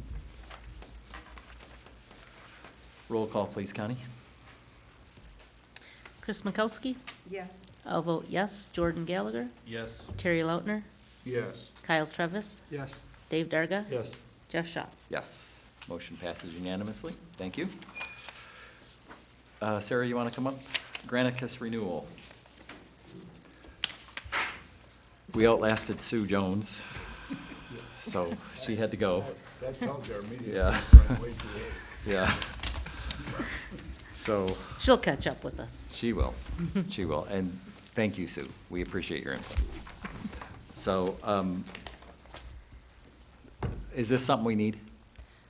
Yes. I mean, it's one thing, you do have a lovely planning and zoning department of one person. We do the best that we can. You know, what you have in front of you, the 24/7 hotline, you know, that's, you know, only $630. That's not highly utilized. You know, to date, we've only gotten 2 calls. As for the same property, it was resolved. It was regarding parking on the street and parking on lawn. So we've gotten no calls regarding property, parties late at night. I do think, especially, you know, after reading the news from other municipalities who have had more complaints, you know, it would be nice to still keep that. The address identification, that is kind of what, I mean, that's the meat of what Granicus is charging, so that's $8,500. So that's, you know, they have, the computers kind of scroll over, 60 different sites for listings, and then they actually use the pictures versus, you know, stuff off of Google Maps and Realtor.com to identify the house. That takes off a lot of, you know, research. I would say that there are homes that are not, you know, in compliance. We will work towards, you know, getting them in compliance, but there is nothing that I am aware of that, you know, should be treated as pre-existing, non-conforming, or grandfathered. There was one situation that came up, you know, when we were first issuing licenses. I got an application for 2 licenses for 1 parcel for 2 separate addresses, though, you know, it was essentially a pre-existing, non-conforming duplex. It did, you know, predate zoning, so that we dealt with. You know, the other item, you know, is only, $1,200, compliance monitoring. You know, on their website, Granicus says it saves hours of staff time by identifying non-compliant properties and streamlining outreach efforts related to non-compliance. You know, I will say I've had some, I mean, not necessarily issues, but like, Granicus does review the items that they kind of flag, but some of them, like for instance, there's one property on Southwest Bayshore Drive that's marked as non-compliant, but if you look at their listing that's on Airbnb, it's like, this is a fake listing. You know, we only have it up to show that, you know, the township. I mean, it's not a real listing, but it's there. It's being flagged. It's being flagged as non-compliant by Granicus, but it's not non-compliant. It's really just a fake listing. So, you know, it's a computer program, so it's not 100% accurate. So there is, you know, some staff time that does need to go into reviewing each thing before, you know, automatically sending out a compliance letter. And that's kind of where I've struggled over the last, you know, year and a half since being here. I mean, like, it's just kind of like managing your time. But we have, you know, we've gotten a complaint, we've fixed those, we've actually, you know, amended the zoning ordinance to, you know, make sure, I should, you know, kind of just backtrack. You know, we did make some modifications to our lighting ordinance to make sure it was clear for all parties involved, you know, what the township would be regulating. We're not gonna go after, you know, residential light, because that was one of the complaints that the township got. You know, we are, you know, doing the best we can with the resource that we have. I highly recommend keeping, you know, Granicus. You know, again, And the license fees pays for this, correct? oh, yes, yeah. So, you've dealt with this for a year now, is that right? Yep. Yes. You've been in this business for a year? Yep, a little over. So what, your kind of impression, is it going on okay? Are you getting a whole lot of complaints? or- I think the fact that we have only gotten a total of 3 complaints, 2 of them have been about parking and 1 has been about lighting, kind of speaks Right. loudly. What about Sue's allegation that there was 10 people renting houses that aren't Again, registered? you know, we haven't been as active as we, you know, should be on that, but, you know, I'm again putting that onto we are a planning and zoning department of 1 person. I'm not sure if you've read the paper, but there's been a lot going on. I just read the headlines, East Bay Township, you mean? Yeah, not us, Oh, not oh, that, not that. Timberley. Say no about this. Yeah. That's all you can do. But that's just only one facet of, you know, what, you know, your staff spends time on in the office. So it's gone pretty smoothly, is I what you're would saying. say so, yes. Yeah, 2 out of the 3 complaints were from the same person. And like Sarah said, one was because light was shining into their yard from a neighboring house that happened to be a short-term rental. This is just my take on it. One was because somebody was parking on the road that had a short-term rental. The other one, because they were parked in the yard, I think, weren't they? That was a So all short-term 3 rental. complaints So- were made by the same person. Yeah, so we've had very, very, very few complaints. Well, that's I good. mean, so it's working well. I mean, she's doing a great job. Everybody's, Do you from think my you'll always impression is. have to have Granicus, or you Yeah. think down the road we'll be able to wean them off? I think maybe down the road, we could possibly wean them off. You know, that address identification, though, that's where the meat of the work would be for the office. And that's, again, the highest cost associated with Granicus. Has it And I produced wouldn't want to anything? cut, oh, I'm so sorry, Kyle, No, but I I'm would sorry, not cut want you to off. cut the compliance monitoring off at any time, just because that's, I mean, you know, if there is an issue, I'm not here 24/7. It's nice for somebody to be able to call in. And I would say if anybody, even to test it out, feel free, I'll get a notice if you know, test it out. But if you look on to Elmwood Township's webpage, under STRs, you know, we have a whole webpage dedicated to it. There, you know, at the bottom, there is, you know, a line, compliance monitoring. You can call it at any time. If there's an issue, you can actually like text a picture of it or, you know, do a recording, and it's all uploaded into the system. But again, we haven't gotten any of those, yet, but. Is it telling you like, hey, this, we believe, has it told you ever, we believe this house is not complying with you? Take a look at it? We do get, monthly, kind of like reports from. So Granicus. Yeah. you're using Yeah. it pretty, Yeah. Mhm. even if not a lot's happening, it's Mhm. fulfilling its service? Yes. Okay. And there's been some little things like part of our short-term rental licensing, they have to put their license number on. So Granicus identified the ones that didn't have a license, or you went, that. We can just hire Sue Jones to do that. Yeah. This Probably is a true. little cheaper, couldn't This we? is true, yeah, for free, probably. Yeah. Oh, she, Yeah, so, I mean, it appears to me like it's a valuable thing for us to have, at least for another year, at least as we work through the process here. That's my opinion. Yeah. So you need a motion or something? Yeah, we do, to renew it. To renew it? Yep. Okay. I'd make a motion to renew the contract with, who is it? Granicus? Granicus for one more year. Okay. A motion and support, and that's for all three All items? three, yes, Okay. all three, same as we Okay. had. Okay. Any more discussion? All in favor, please say aye. Aye. Opposed? Motion passes. So we have 5 minutes. We can do it. Schedule public hearings for annual adjustment to the road maintenance districts.